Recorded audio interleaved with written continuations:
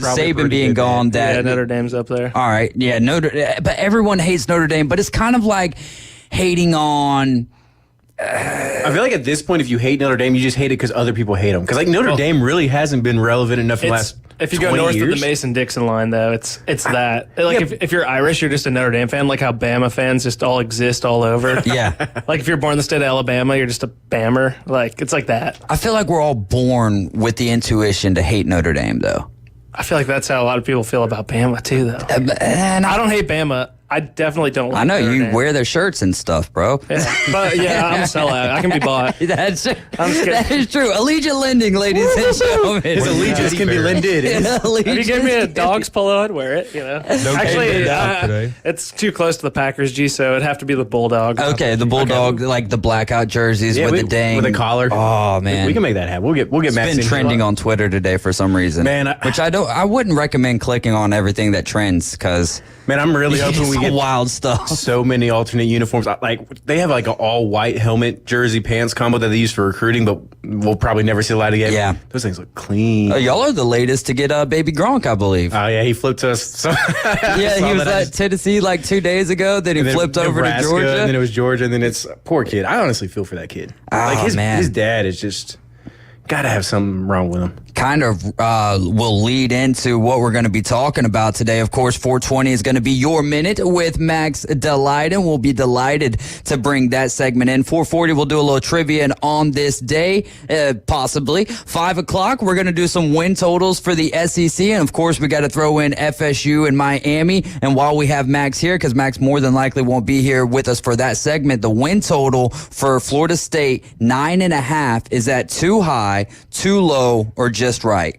Well, the ACC is kind of a joke, so let me look really quick. I just got Tyler showing me the white helmet and white jersey for the Dogs. I like it. The red and black trim on the helmet too. I almost would rather see, and I know the gray pants are like a staple for Georgia. I would almost rather see like a black or even white pants with that.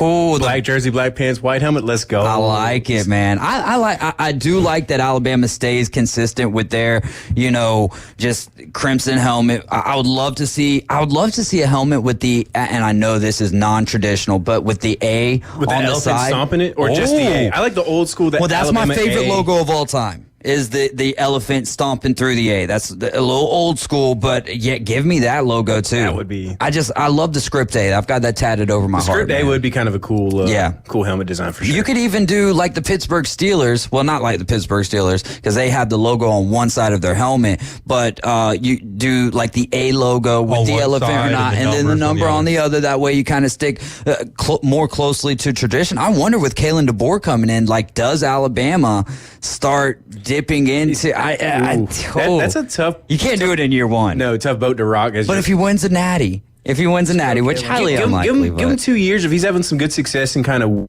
some favor with the fan base, I think you don't want to do that early. Don't you want to there's a lot of teams that jumped on that bandwagon, right? Don't you want to be one of those few teams that actually kind of keeps a tradition and stays the course and doesn't sell out, basically, for lack of a better term? DeBoer, you kind of need to do something like.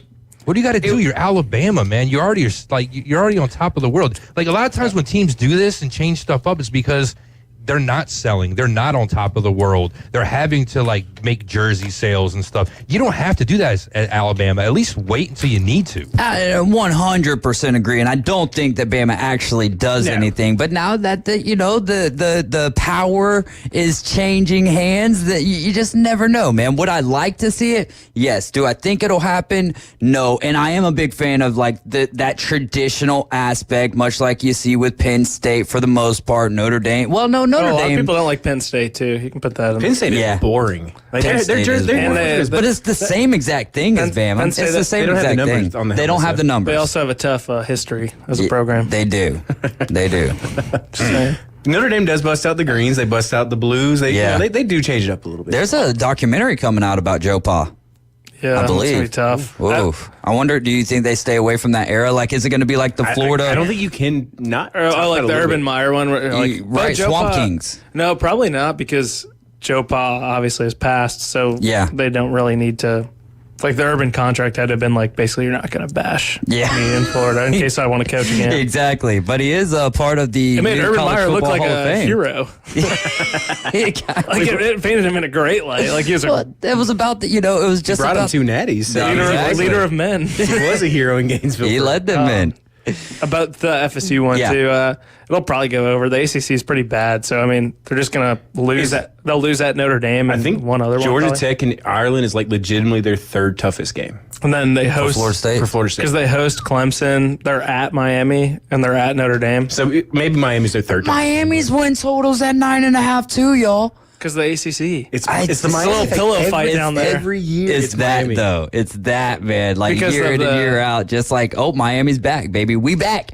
We back. So it's just like LA sports fans. Like you just think Miami people are just throwing down on the win total over. I don't Or, like, know if A&M actual fans. Miami fans are like the actual ones, but the ones who watch up until the football season starts, then yeah, they're like, yes, 2001 all over again, baby. Cristobal's got us back. Yeah. All right, so let's see which direction we're headed here. 5 o'clock again. We'll go over those win totals. We'll see if at 5:20 I have some of the. Joel Klatt talked about the 10 biggest matchups in college football this year. So I want to take those matchups and see which team it means more to, and we'll try to dive into that at 5:20. More than likely, we'll be stuck on the win total. So we'll talk about this next Tuesday. And then at 5:40, we're going to be giving you guys an opportunity to win a family 4-pack of tickets for the 7-year send-off. So what's going to happen at 5:40? We're going to give you a cue to call. You be caller number 10 at 850-215-6290. You're automatically going to win a sweet qualifying prize, and then you'll go into the grand prize drawing to win an all-inclusive trip to see the Braves take on the Blue Jays Saturday, September 7th. Do you think the Blue Jays, Max, are going to be a team that is like, do you foresee Vladdy and Bo Bichette still being a part of the Blue Jays past the trade deadline? It's a tough one. It is, man. That's They a were really talking good about question. it on MLB Network last night, and the panel was kind of split on that just because the Mets are in a similar situation. I know. Well, the Blue Jays, it's honestly worse because The they had a division lot that they higher, play in? and they had a lot higher hopes. Like Yeah. they built that roster. Barrios has been back for the most part. Gausman's been better. I think it's one of those organizations that can't really get out of their way on some stuff. Like they didn't fix their bullpen, and the bullpen's still bad. I think one of them goes, and it would probably be Vladdy. The only thing is, you're getting pennies on the dollar for him right now. He's not. Yeah. I mean, he's hitting pretty poorly. Like it's kind of concerning. Yeah, we'll have very to concerning. see. We'll have to see, but the Braves And will Bichette's be. been terrible. I know, and there's a lot of Braves fans that want to see him come over to Atlanta, but I don't think that he's a better shortstop glove-wise than what Orlando Arcia he's is. not. And the bat hasn't really been there. Now, maybe you bring him in and it sparks something for him. And you but need an impact bat. I mean, like, granted, your lineup's stacked, but losing Acuna and Strider, so you've lost your best. And I know he hasn't been this year, but he is at the end of the day. Your best hitter and your best pitcher. That's tough. And Charlie Morton still looks old, so it's like, I don't know. He's had a great Charlie. career, you know. Yeah. Credit to where credit's due, but it's time. It's kind of like the very end of Cole Hamels reminiscent, you know. Yeah. A lot of spin. You got K-Bear Rick back there shaking his head. Shaking his head. Oh, man, we've got a final update here out of the Women's College World Series. Florida battled. They went up early with a 2-run home run. Oklahoma answered back with their own 2-run home run in the next inning. Then Florida answers back with another 2-run home run. So that made it 4-2. Then Florida gets a solo shot, makes it 5-2. Then Oklahoma just battled back and they win in the 8th inning, 6-5. So it will be a best of 3 between two Big 12 schools who will be in the SEC next year, Texas and Oklahoma. It's getting even tougher in the world of That's gotta be sports. pretty for the awesome. They're like SEC. Texas, Oklahoma for Women's College World Series. Like that's probably going to get some of the most. Because if it was Oklahoma, Stanford, the travel and the logistics and everything. But well, it's all they all play in River one. rivalry. They play in one. They play in Oklahoma City for the. but still, you're going to be a lot easier to get. No, he's Texas saying in. for the fans. For the Oh, fans. for the Yeah, that's what I'm saying. fans. For the Yeah, fans, yeah, like that's yeah, going to be awesome. I'm sure. Oh yeah, no, And there's no Oklahoma doubt. going for 4 straight. Exactly. That's the crazy thing. Oklahoma's going for 4 straight here. So Did you see yesterday when they were playing?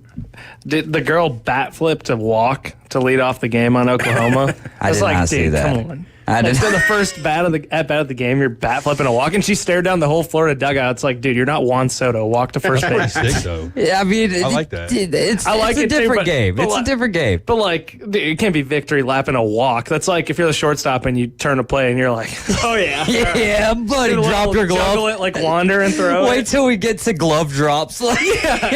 Oh my gosh, that'll be wild to see. I wish that would happened in the men's because I feel like that's an automatic you're dugout getting clearing. hit. Yeah. Yeah, You're getting hit in the next. Unless it's plate like a appearance. walk-off walk. Like, what are you doing? First at bat of the game? Like, I know it's hype, but you don't stare down and bat flip a walk. If you get a walk-off walk, I feel like you should have permission to take that bat, twirl it around your head, and just sling it somewhere. Yes. Also, like a walk in softball is like minus expected value. It's such a like it's a way shorter field. Put the ball in play. We're talking XPA and softball, ladies and gentlemen. Bat like you're one of those guys in the parade or whatever, marching just like up and down, just all the way across the baseline. We're on fire today. So we're 93 days away from the NFL season. Real quick, let's dive into some of this other stuff that we had prepped up. 100 things to know about the NFL season, and we're 93 days away. So our next one for you to know, the Baltimore Ravens come in at plus 950, and they came in within one win of reaching the Super Bowl last year. The addition of Derrick Henry this year, is this a good value bet for you, Tyler? What do you think? Ooh, 10-1. Almost 10-1. I kind of like that. I mean, it's hard to bet against Better Patrick than the Mahomes, but Bears. if you're going to bet on a team that's not Patrick Mahomes, come out of the AFC, I mean, what is Cincinnati doing? Are they going to be able to kind of jump back to what we've seen? Joe Burrow can't stay healthy. I mean, at a certain point, we got to start having that discussion. We've had about Lamar. Had it about Joe's Lamar, Joe's got to start getting into that point. No Diggs in Buffalo now. I mean, what is that wide receiving core? What does that offense look like? Keon time, baby. I mean, if it's not the Chiefs, I like the Ravens out of the AFC. Yeah. So I mean, at almost 10-1 odds, I kind of like that value. I'm excited about it, man. I think plus 950 is decent right there. I mean, it depends on what, if you're going Dave Portnoy type money or you're going Dave Hayes type money. Dave Hayes Tyler here Bishop be the money. dollar type, that Tyler Bishop boy, that CFA money, that Lord's Chicken money, son.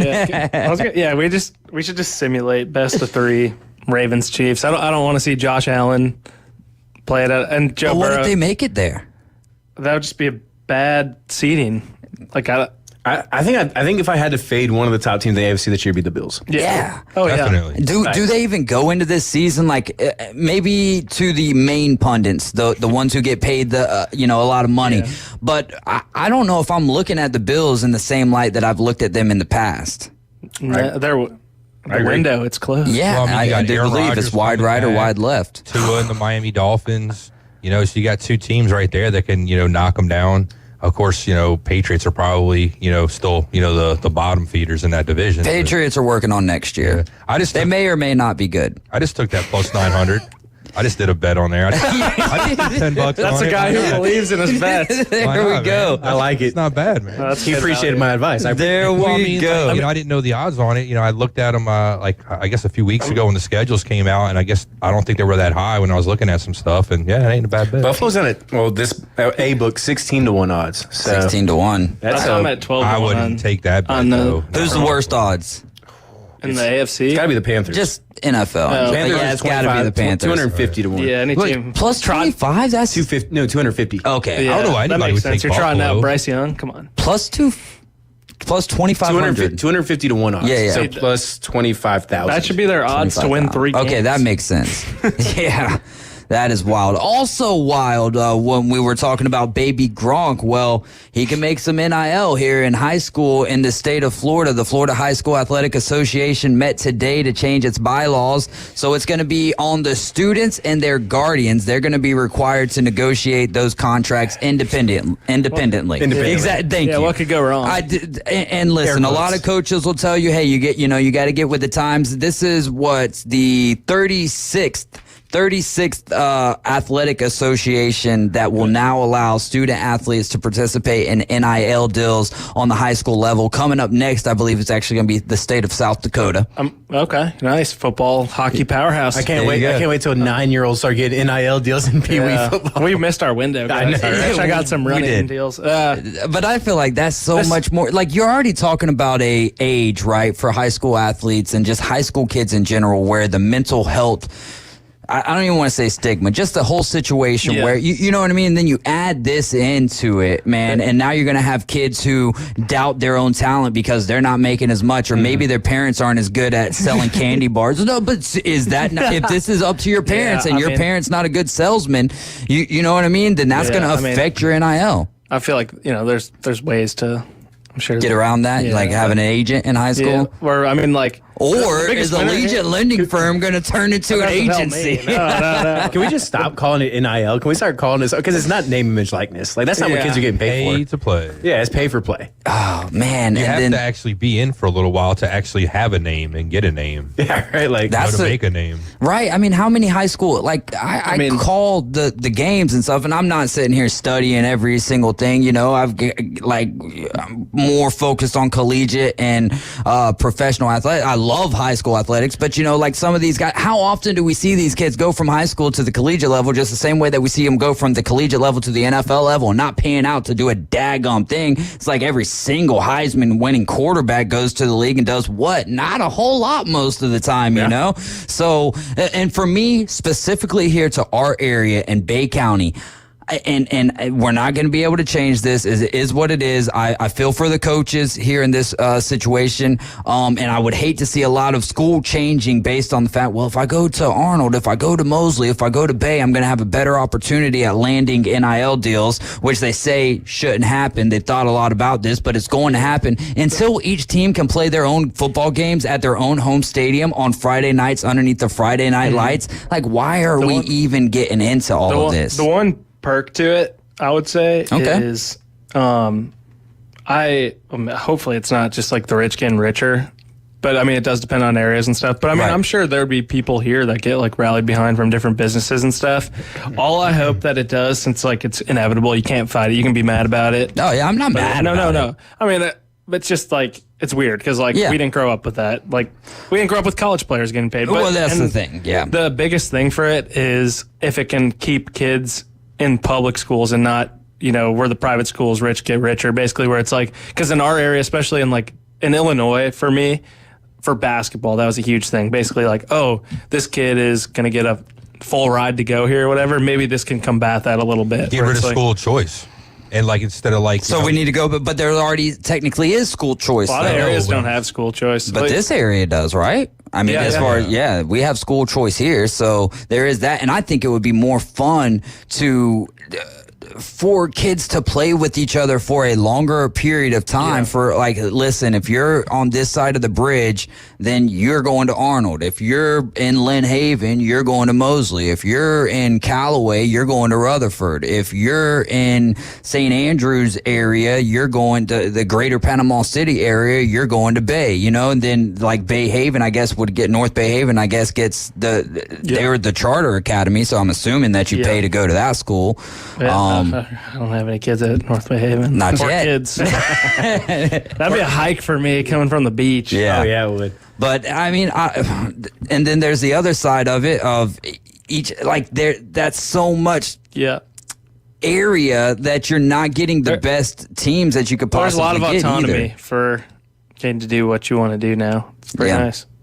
That is true. So student athletes are apparently going to be prohibited from monetizing their NIL with the use of their school's uniform, equipment, logo, name, proprietary patents, products, and or copyrights associated with an FHSAA member school and or school district, either in public, print, or social media platforms. Student athletes are also encouraged to seek legal counsel and tax advice when considering NIL activities. And to where that, I would respond, you need to go to Chapman Wealth Management, and they will help you out. Let's make Chapman Wealth Management the go-to for NIL. Another thing, too, with Are they a these sponsor? kids, I love Jay Chapman, so. How do they work against child My labor company's laws? financial. I mean, you got to be a certain age to earn money, and obviously, like, is that going to affect your parents then because they're going to get hit with the taxes and not the child? Obviously, you know what I'm saying? No. It's how you going to tax a 10-year-old? I don't know. I mean, you get like these 12-year-old like Twitch streamers and stuff like that make money, or YouTube. How does that tax work Sure, it's got to out? be going through the parents because I mean, it's like when you try to apply for college and stuff, and say you're like 20 years old, they want your parents' like information for how much they make, even if you live on your own, because they'll tell you, your parents make too much, so we're not going to give you like a Pell Grant or something like that. Yeah, I remember that. I mean, if it works that way, you got to think it's got to work like kind of retroactively the opposite direction, you would think. I'm glad I'm not the one in charge of figuring out any of this out. Oh boy, you're telling me. When I first saw, I was like, man, I feel for I feel for the coaches, and some of the coaches are probably like, man, this is actually a good thing. I'm sure of it, I don't know. We'll see how it all plays out. It's obviously been a wild thing in college football, so maybe we're just a few steps away from the high school football transfer portal, and then things will rapidly change as we know it. Like, oh yes, this Alaskan fella, he's hitting the transfer portal. He's going to transfer to the Idahoan. Oh my goodness, dude. We're in for a wild ride. And we're just getting started, baby. You're riding with the Afternoon Underdogs. This is ESPN Northwest Florida. Another great segment coming up next. We're delighted to talk all things sports with Max Delyden, the lad from Allegiant Lending. We'll be right back. Heck yeah. America's team plays here. And a rocket to right field. This thing is into orbit. The Atlanta Braves on ESPN Northwest Florida. Acuna, Ozzie, and Austin Riley lead the Braves' high-powered offense. Swung on, belted, deep right field. Get out of here, Ozzie. Home run. Ball game. The Atlanta Braves on ESPN Northwest Florida is sponsored by Brock's Pest Control, Store More Portable Buildings, Reliable Hydraulic Solutions, Billberg Kia, and Mid-South Lumber. Good afternoon. This is Joanna on ESPN Northwest Florida with Tuesday's weather forecast. A possibility of thunderstorms and sunshine the remainder of the day with temps near 84 and a wind 10 to 15 miles per hour. Mostly clear skies tonight and a temperature of 77. The same tomorrow around 84 with mostly sunshine throughout the day with a likelihood of thunderstorms in the afternoon and evening. This forecast is sponsored by Mid-South Lumber, the best little lumberyard in Panama City. Thank you for keeping that dial at ESPN Northwest Florida. Rely on it. 1, 2. I'm in love with a man named Rudy. I'm okay with that. He knows exactly what I want. Keeps me coming back. Cooks breakfast, lunch, and dinner for me. Does the dishes too. I'm in love with a man named Rudy. Last name Barbecue. It sure is easy to fall in love with Rudy's tasty oak smoked barbecue. Next in line. Are you looking for a place to take a leak? Do you have a truck, tractor, or other hydraulic equipment leaking or not performing as it should? At Reliable Hydraulic Solutions, we can get you back to work. Do you have a busted or leaking hose? We can typically replace them while you wait. Hydraulic cylinder or pump needing repair? In many cases, we can have it back to you the next day. Reliable Hydraulic Solutions, 6840 Highway 77 in Southport, just south of Tractor Supply. The best place in town to take a leak. The battle for a 7th straight division crown is on, and the Braves are on a charge to bring it home to Atlanta. Swung on a fly ball, deep left center field. That is down for a base hit. Michael Harris taking no prisoners. Braves win it in the bottom of the 10th. Tonight, the Braves hit the road for a 2-game set in Boston as Ronald Acuna and company take on the Red Sox at Fenway. Coverage starts at 6 right after the Afternoon Underdogs. Your home for the Braves, ESPN Northwest Florida. The mission? Your mission, should you decide to accept it. Save the panhandle from boring cookie-cutter radio. Now back to the Afternoon Underdogs. The state will self-destruct in 5 seconds. 104.3 ESPN Northwest Florida.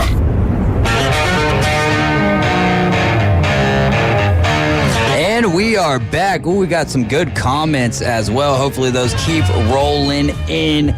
Kyle Albritton, congratulations to Kyle Albritton today, getting his vehicle, man. He got in a wreck a while back and finally got into a new whip today. So congratulations to him. Chef Ross saying, let's go Florida Lady Lizards. You'd have to be listening to the Inside Drive to find out about that because Jay called the Gators the Lizards today. So there you have that. Oklahoma walking it off in the 8th inning. Johnny Yankee Seed saying when we were talking about the Blue Jays, they spent the last 2 off seasons trashing the Yankees, and this is what they give us. Bunch of talk from guys that have done nothing at the end of the day. Kyle Albritton in reference to the Florida State or Florida High School NIL. You could be Jaden Rashada, who will never play and think he deserves to get paid. What a clown. So there you have it, man. That's coming from a Florida Gator fan, which obviously Florida Gator fans are not going to be too excited, too thrilled with what's going on with Jaden Rashada at any point of his career, especially when he's with the Georgia Bulldog family. Some guys just want to win. So I mentioned Alaska and Idaho, and there was nothing tied to that. But then Caveman Rick came into the booth and told us something. So Schlereth went from Alaska to Idaho. Yeah, Mark Schlereth, offensive lineman, played for the Denver Broncos and Washington Redskins. I believe he won 3 at Super Bowls, maybe 4, 2 at Denver and 1 or 2 at the Washington. Anyway, he's from Alaska originally. And he did the Alaska to Idaho pipeline. He went to Idaho, to college in Idaho, and that's where he went to the NFL after that. So it's kind of cool that off the rip, you just kind of went that route and didn't think nothing of it, but there is a connection there. There you go, man. So the route for him was a route that could be a foreseeable pipeline in the future. Coming up at 5:40, we've got your opportunity to win the 7-year send-off. Stay tuned for more information on that. Kyle Albritton, in reference to Jaden Rashada, he said he's the next Tate Martell. He won't be at Georgia long either. That's a name you forget about very often, Tate Martell. Man, what a journey he had. Ohio State legend. Yeah, Ohio State legend. I think he was a legend at Miami as well, right? Yeah. So speaking of those, there's 3 other schools. Tyler was talking about earlier. Why don't the Georgia Bulldogs do something like with like on the helmets or something with the hedges, like between the hedges, like a couple of green hedges with a G in the middle, or just something. Be a great uniform for Christmas. Just kind of a homage, kind of like a City Connect kind of feel, maybe. There you go. I'd have to see it. I'd have to see something like I see where you're coming from, but I'd have to see Well, yeah, I mean, it's just brainstorming. Obviously, we're not sitting here like, really think tanking it. So, get your graphic designer on it, Rick, and let me know.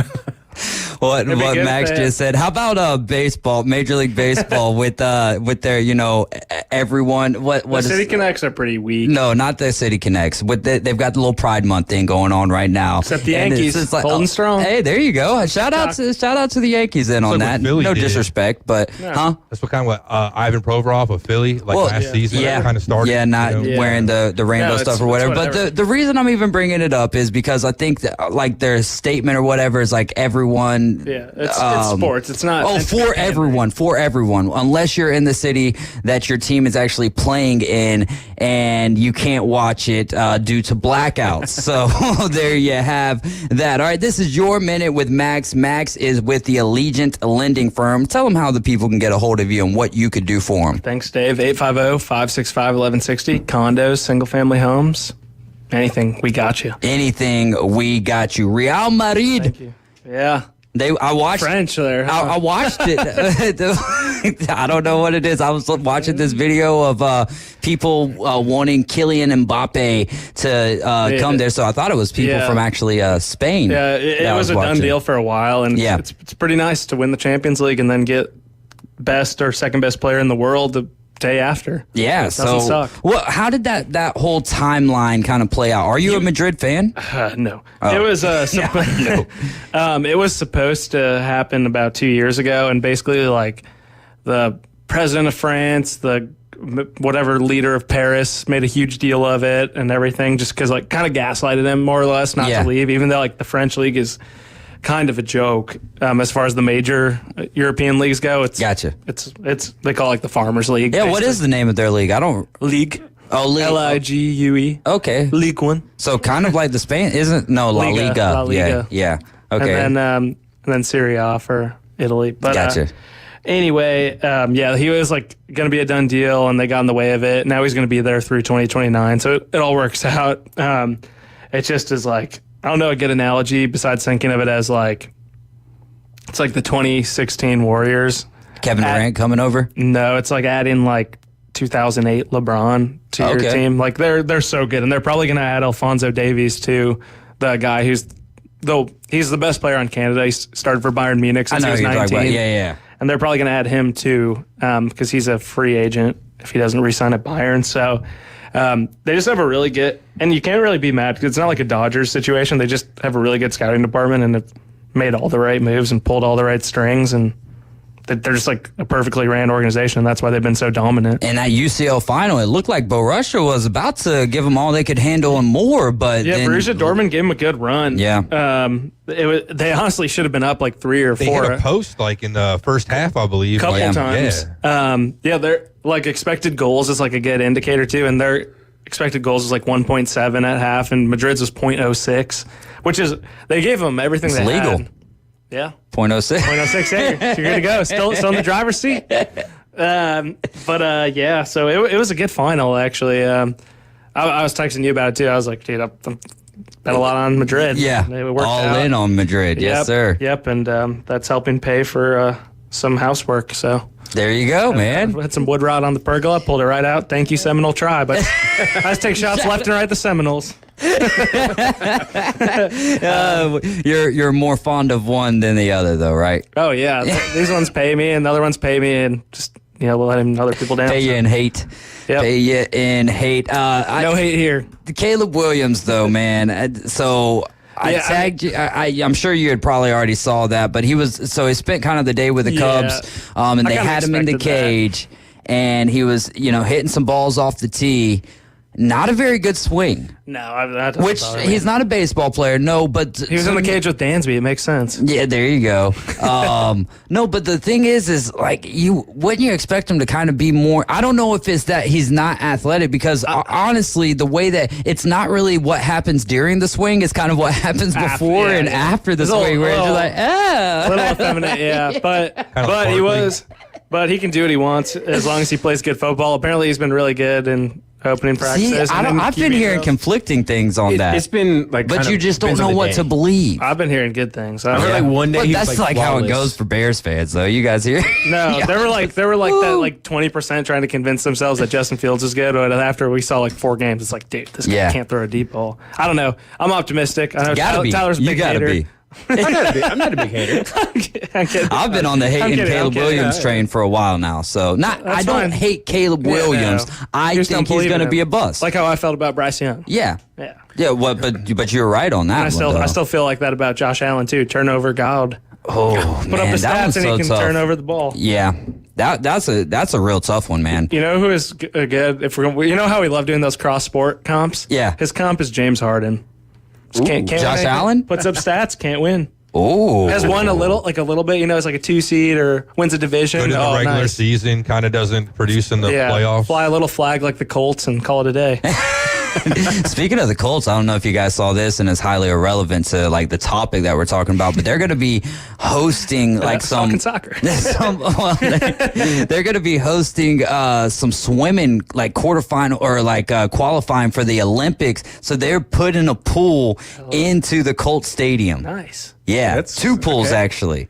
All right. I guess it logistically works for them somehow. I don't know. No, they got it already set up, I believe, crazy. man. They and they didn't anchor into the foundation. I don't know. I read about that today, so I thought that was kind of wild because I wanted to see what. Still no grass.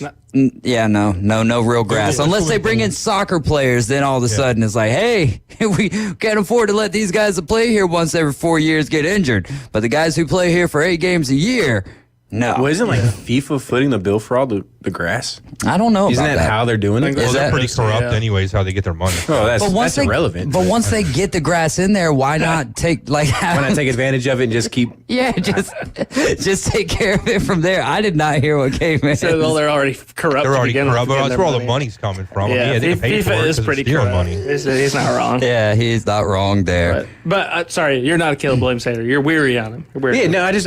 I'm not convinced he's the next Patrick Tempered Mahomes. expectations. Yeah. Well, I mean, if he's the next Patrick Mahomes, dude, I'm gonna cautiously. We win the Super Bowl. I'm coming in hammered on Tuesday. I'll be drinking through the week. Hey, I'll buy you the bottle, brother. That's kind of the level I'm expecting. Yeah, so I hate that. I don't want that. Is that too low of a floor? Yeah, I hope he's not Kyler Murray. He's taller than Kyler Murray. Yeah, that's a good plus. Tiny Kyler. So maybe a little bit bigger, Kyler. You know. Oh my gosh. If they win, that'd be like Well, we gotta let the game talk. Teleportation device for Max. I don't know if it's going to be Call of Duty that's going to be the thing that's distracting Caleb Williams, though.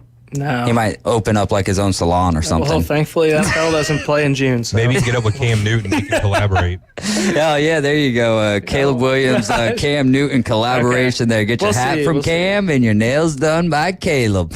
No, I mean, obviously, you know, I think it would be good for the Bears. I think it would be great for the NFC North if Caleb Williams does come out and have success, for sure. I sure hope so.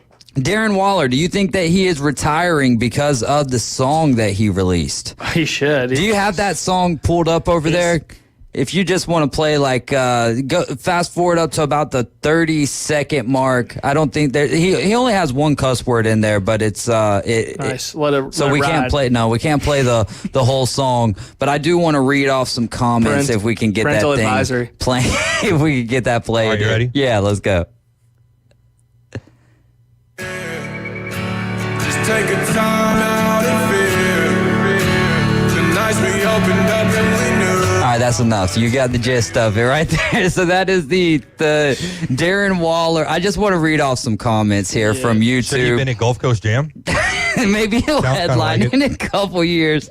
So this is some YouTube comments here. The Giants say to Darren, "Why aren't you at OTAs?" Darren responds back, "Taking time to heal." So another person says, "Oh, you think you were stabbed in the back? I took you on my fantasy football team 3 times and got nothing in return. I don't know about Kelsey, but I'll never take you back." I believe Darren Waller is retiring, right? Yeah, he's retiring. Yeah, he is retiring. I wonder how much of that is the divorce with Kelsey Plum, how much that has to do with it, if maybe he just doesn't have much left in the tank. Not making fun of him here, just reading off some of the comments. Oh, I'm making fun of him. If she's taking half, that you would think he'd have to work and play. Yeah, you know what I'm saying? But she's still making money in the WNBA, so he's not making money with that music. I can guarantee you that. Well, see, here's the thing about music these days: if you're popular enough and you make something bad enough to get you a ton of comments, you're still getting paid. That's not today. That's one thing that's been always like constant with music. You can sell a gimmick faster than you can sell a hit song. Look at those idiots crisscross, but just wearing their clothes backwards. That music wasn't any good, and they were just selling stuff because they were wearing their clothes backwards. Oh, there you go, man. Dude, that's just a tough way to go out of the league. And then to put that out, bro, sometimes you just got to save the heartbreak songs. And like, I don't know, dude. It's not like Shakira left him. It's Kelsey Plum. Move on. Like, I don't know, dude. WNBA is really doing a bad job getting out of their own way. Like, they just keep stepping on their own throats right now. Like, Angel Reese saying people are coming to the games because of her. It's like, no. I haven't seen you hit a 3 from the logo. But she don't hit threes, but she is leading the league in rebounding. Yeah. Nice. Do you see the average? You go to games to see some rebounds? Do you see the average attendance for like Dennis Rodman was my guy? Get out of here. Like the Caitlin Clark average attendance versus the other games going on that same time frame was like double basically. Yes, I think it was triple. Depending on like the high, I think if you combine the two highest, it was basically what she was averaging those 2 games. Indiana's had 4 home games and they've already eclipsed their 2023. It's like cheap shot central. Like what? Just everyone just is taking these ricochets that are off the court and on the court. Like that Kennedy Carter lady. Like if you like, dude. Come on. No one knew who that lady was. She was cut from the league for a little, was playing. She actually was cut from 2 teams for conduct detrimental to the team. She got in a fight with her own teammate when she played in Atlanta. Yeah, and then like. Now it's detrimental to the league.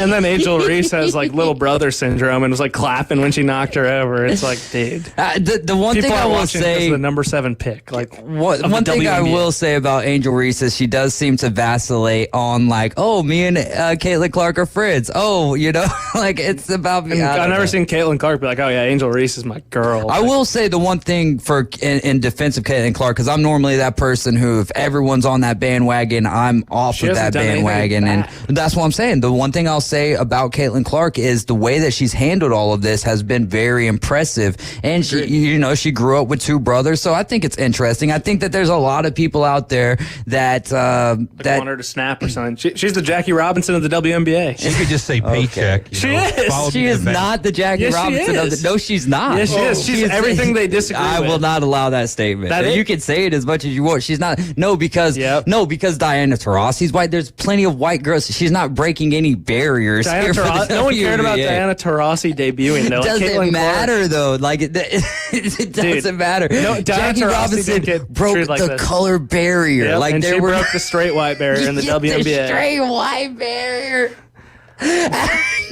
Cooper DeJean's going to do that again for DBs in the NFL this season. This is the wildest. That's the wildest statement I've ever heard, bro. And dude, I don't know if you've caught any of their games, but you tell me. Well, I'm still. I bet you didn't think I'd cross the line further than Caveman today. No, nobody can beat me. And no, that beat you, brother. I don't know if you. And now Caveman's gonna be like, well, hold my beer. Here we go. Man. Okay. Call a spade a spade. Yeah. All right. Like I said, Cooper DeJean will do it for DBs here pretty soon. Now that is, Be like the next Jason Seymour. That was one thing Caitlin could probably walk back. She said she'd beat him in one-on-one basketball. Yeah, no, she couldn't beat Cooper DeJean or any other male that's like.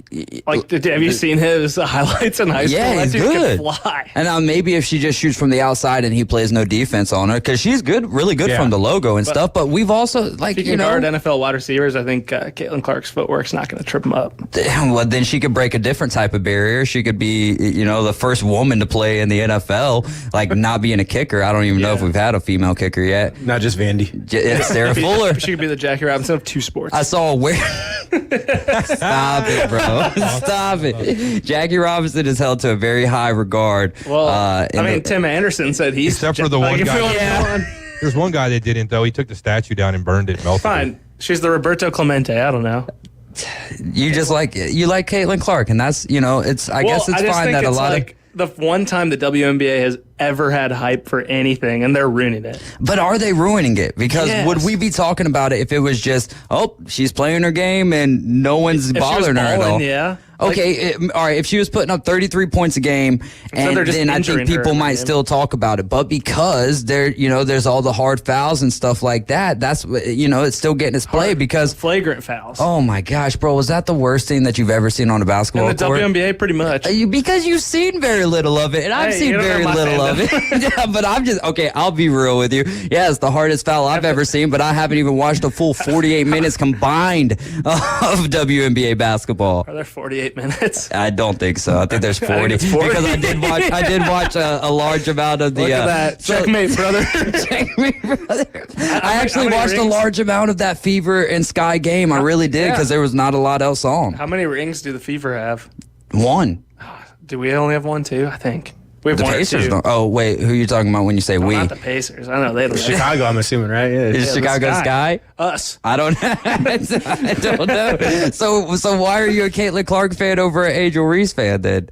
Because Caitlin Clark's good and was the #1 pick. That's like Angel Reese is good though in her own right. Like what she is designed to do. I mean, she's good enough to be the 7th pick in the WNBA. All right. Well, the Sky did get the head-to-head matchup. We are 5 minutes over here. We're not going to let this conversation die down here. We're going to take a quick break, and we're going to be right back talking more just monumentous moments from Caitlin Clark and her incredible career, breaking down barriers.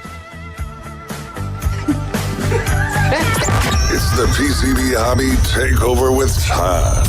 Mondays at 5:20 on ESPN Northwest Florida. That is a very high-end card and very rare. Todd talks about coins, trading cards, collectibles, and the amazing stories behind them. It was the first one that's ever come through my door. Plus, we'll be taking your calls and questions at 850-215-6290. The PCB Hobby Takeover. A platform for you to do your hobby. Mondays at 5:20 on the Sports Talk Monster. ESPN Northwest Florida. Good afternoon. This is Joanna on ESPN Northwest Florida with Tuesday's weather forecast. A possibility of thunderstorms and sunshine the remainder of the day with temps near 84 and a wind 10 to 15 miles per hour. Mostly clear skies tonight and a temperature of 77. The same tomorrow around 84 with mostly sunshine throughout the day with a likelihood of thunderstorms in the afternoon and evening. This forecast is sponsored by Mid-South Lumber, the best little lumberyard in Panama City. Thank you for keeping that dial at ESPN Northwest Florida. Rely on it. Your safety and proper care of your boat in an emergency is crucial. When it comes to on-water assistance, response time is everything. And since 1996, in the Bay or on the Gulf, it's Seato. Seato's Coast Guard licensed captains are on the scene in an average of 1 hour or less. Seato gets members home or back to boating faster. Become a member today at Seato.com or call 850-234-2323. Mid-South Lumber, where they treat you like family.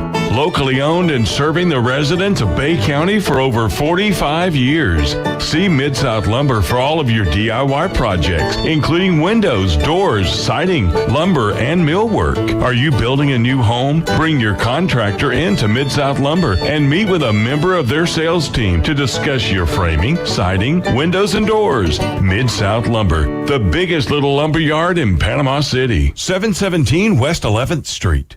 When the sun sets on the Emerald Coast, the freaks come out and play. Hi, I'm a recovering crackhead. Hand me that shotgun. The Afternoon Underdogs. Get on your knees! ESPN Northwest Florida.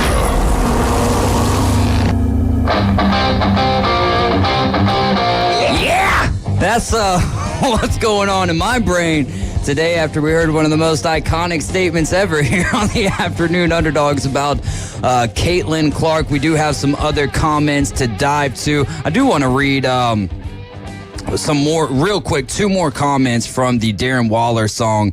Bro got more auto-tune than receiving yards. That's a pretty good, because that is heavy with auto-tune. And then we'll save the best for last, because I saw a comment on our Facebook that kind of pertained to this. This is a certified CTE banger. So Johnny Yankee Seed says, just cut him and save $11.5 million. Good God, the CTE is bad. Don't do me like this, because he is a New York Giants fan. Kyle Albritton says, when you fumble Kelsey Plum like that, then I need time to heal. Dude, take your time to heal. Oh, goodness gracious. Oh, man. So, yeah, there you have it. This has been a wild show this afternoon. Did you check out any of that, Indiana Fever? Have you checked out any more WNBA this year now that Caitlin Clark has been a part of this than you have in prior years? No. So at the end of the day, I will say though, in like that defense, I don't watch much NBA either. Yeah, you're not all right. I will watch some NBA, but I don't go out of my way to do it. So I'm definitely not going to do it. I mean, I will say I've probably looked up some of her stats to see, because I've seen the debate. People are like, oh, she's not even doing that good, so I have to look it up. And obviously the clips on like Twitter and X. I think that's where it is. That's more. I think that's where sport finds its popularity these days. For a lot of the things, is people just go look up things on Twitter, and you see the clips, and you can get kind of caught up to speed very fast. So yeah, I mean, there's no doubt that she's bringing a lot to the game. Yeah. No, for sure. I mean, like I said, would we be talking about it if it wasn't? Exactly. No, absolutely not. We wouldn't. Not, at least not at this length. Like, what's crazy? Like, here's the champion of the 2024 WNBA. Right. Oh, do you know what team that is? They won it last night, in case nobody knew. And like, well, we spent more time talking. I mean, significantly more than like the college baseball playoff or regionals and stuff going on right now, which I actually have seen a little bit of. Hey, there you go. Your dog's doing pretty good. Yeah, they're going to Super Regional against North Carolina. Yeah, North Carolina State. North Carolina State. Yeah, that's right. Took down Tech and Army, which was good this past week, and UNC Wilmington. Yep. So, man, first year coach Wes Johnson's got them boys playing some pretty good ball. Charlie, it don't hurt when you got a bat like that. Charlie Condon over there playing for the Georgia Bulldogs, and Florida State going to be hosting their regional as well, super regional rather. So that'll be another great opportunity for you guys to get out there over there to Tallahassee and check it out.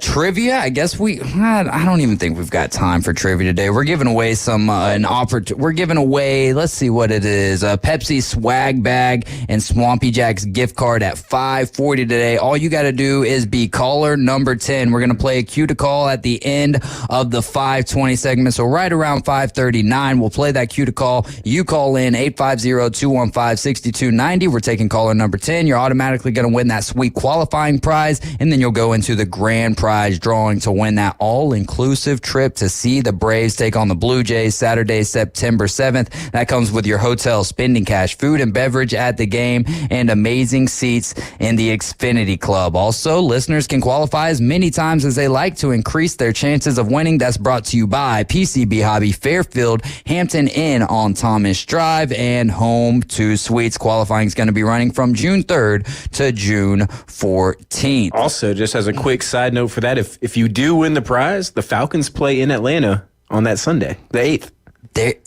There you go. They host the Steelers. So you could that double could be a fun little double trouble there. I might have to give me a little family 4-pack for me and my family of 0. Well, I guess family of 1. Yeah. So I think that'd be a cool doubleheader weekend for sure. And I don't think do you know who it is that the Falcons Steelers. They're hosting the Steelers and Russell Wilson game 1. Russell Wilson or Justin Fields. Or Justin Fields. What do you think the reality is? We'll start with you, Rick. Russell Wilson, Justin Fields. I think QB1. probably go. Start with Russell Wilson. You go with the more sure thing, the guy that's been in the league, the guy that's the more like proven guy, veteran. And then if it goes sideways, you can yank him. Because if you start with Caleb Williams and you go to Russell Wilson, I hate when teams do that and then try to go back to the kid. Yeah. You know? There. I think it makes it easier that he wasn't drafted by the Steelers. Like it's they're kind of playing it out. But no, I'd probably say 95%. It's Russell Wilson, barring injury. I think I would say, I would say 99.9% is going to be Russell Wilson. But maybe Justin Fields does something that Mike Tomlin's like, you know what? Justin Fields is going to give us a little bit more of an edge. I just think that the proven record for the Pittsburgh Steelers and Coach Mike Tomlin is that he's going to go with the experience. Yeah, well, not to mention Arthur Smith has had to deal with Ritter and Heineke and Mariota for his quarterback the last 2.5, 3 years. He's like, give me somebody stable for a year. He's like, I'm so daggum glad that I'm an offensive coordinator again. You know? So Cordell Patterson lines up as Wildcat quarterback, so technically he's the starter. There we go. Is Cordell with the Steelers? He signed with the Steelers this offseason. Good for him. Arthur Smith up there. Arthur Smith has done a heck of a job for Cordell Patterson's career. There's no doubt about that. Some of the big news, and it broke yesterday. I was kind of waiting on some more details to come out, but essentially, Tucapita Marcano of the Pittsburgh Pirates has received a lifetime ban, second lifetime ban that we've seen from sports gambling this year. Jonte Porter of the Toronto Raptors being the first in the NBA. So Tucapita bet more than $87,000 on Major League Baseball. 25 included Pirates games. He lost every single parlay involving Pittsburgh there as well. So I wouldn't take any betting advice from myself or from Tucapita Marcano. Also, one of the other pitchers named, one of the other players named, all 4 of the others were minor leaguers. Tucapita hasn't even played since last year. He tore his ACL. Michael Kelly of Oakland bet a total of this is where it's kind of sad, and I wish that it wasn't so bad for him, but he bet a total of $99.22 on MLB games, which right is right, wrong is wrong. So you're wrong. It's in every single clubhouse. Rule 21 about not betting in English and Spanish, according to Jeff Passan. That cost him an entire year. He was set to make $740,000 this season. So he gambled $99 and is going to end up losing $740,000 this year. That's insane. I mean, I'm not saying they're wrong for it. It's just or that the league's wrong for suspending, but it's like, how can you be that dumb? How could you be that stupid? Or that greedy, really? I mean, you're making $740,000. There's a lot of people that, work 15, 20 years and not make that, and here you are gambling less than $100 to throwing that away. I think you're just doing it for the fun, because you're not even really betting $100 to make a ton of money, unless you just bet a ridiculous parlay, right? Well, and that $100 was probably spread across, let's say, 10 bets. Yeah, like you're not making bets. enough money off the, so you're really just doing it for the love of the gamble, which don't get me wrong, I enjoy getting right, the sweat. I'm not gonna risk $750,000 to bet 100 when you know better. You know what I mean? Like that's the thing. But then again, what I would like to see, where I didn't dive deeper onto this, is like, when did Michael Kelly put this bet in? Like, was he fresh into the league and maybe he didn't know? Maybe he didn't know, which is not an excuse. I'm not. Hey, listen, I am not making an excuse. What I'm saying is I look at it like, look, Michael Kelly is going to be able to bounce back from this. He gets a 1-year ban. Yeah. Tucapita, this is it. It's over and done with. He doesn't have the career that Pete Rose had that helped him be able to, kind of trampoline that and at least make some money somehow off of his NIL deal with, I mean, essentially, right? Yeah. That's name, image, and likeness. Yeah. So, man, You hate to see this in sports, though, and we're nowhere near done. There's going to be more things that come out. The other three players that were involved in this: Padres minor league pitcher Jay Groom, Diamondbacks minor league pitcher Andrew Saul Frank, and then Phillies minor leaguer infielder Jose Rodriguez. All of those guys got a year. This is all pretty new with the gambling stuff coming out. Do you guys think in, say, like another 15, 20 years when the youth of today is now like in the pros, you think it's going to be different because they've been around it and they're kind of used to it and like they can kind of stay away and it's not this new kind of fad kind of thing that everybody's doing? And that's a good point about it being new and fresh. Yeah, I mean, but you could always gamble on sports. You just had to go like Vegas or Atlantic City to do it. Now. Yeah, it is a lot easier now for sure. Instead of like calling up some bookie or going to some shady back room in a bar and laying a bet, Well, and watch sports, watch any type of sports, and tell me that you don't see 10 FanDuel, DraftKings, Prize Picks, ESPN Bet at the Phillies. Okay? Yeah. Right there down the friggin' the right field line, they have a big ESPN bet sign that Bryce Harper's even hit with home run balls and stuff. Yeah. And I mean, it's like right there for everybody to see. Yeah. I mean, I don't, that's a good point because there'll be the athletes, the younger athletes who grow up through this will know, like, hey, look, I can bet on other sports. I just can't bet on baseball. Here's my problem with that. Anyone who's played baseball, though, knows about Pete Rose. Yeah. This is true. And almost anybody knows about Pete Rose. Like, you don't just have to be a baseball. Like, so I think at a certain point, like, nobody didn't know they were breaking the rules. They may think they could have gotten away with it. They may think, it was only $100. But like, and I hate there's not a single person who did it and didn't know they were breaking the rules, though. You can't convince me of that. Yeah. And also, Ipe pleading guilty. MLB says, case closed. It was that easy, man. Right. It was that easy for Shohei Ohtani to get past. I mean, his scapegoat worked. Hey.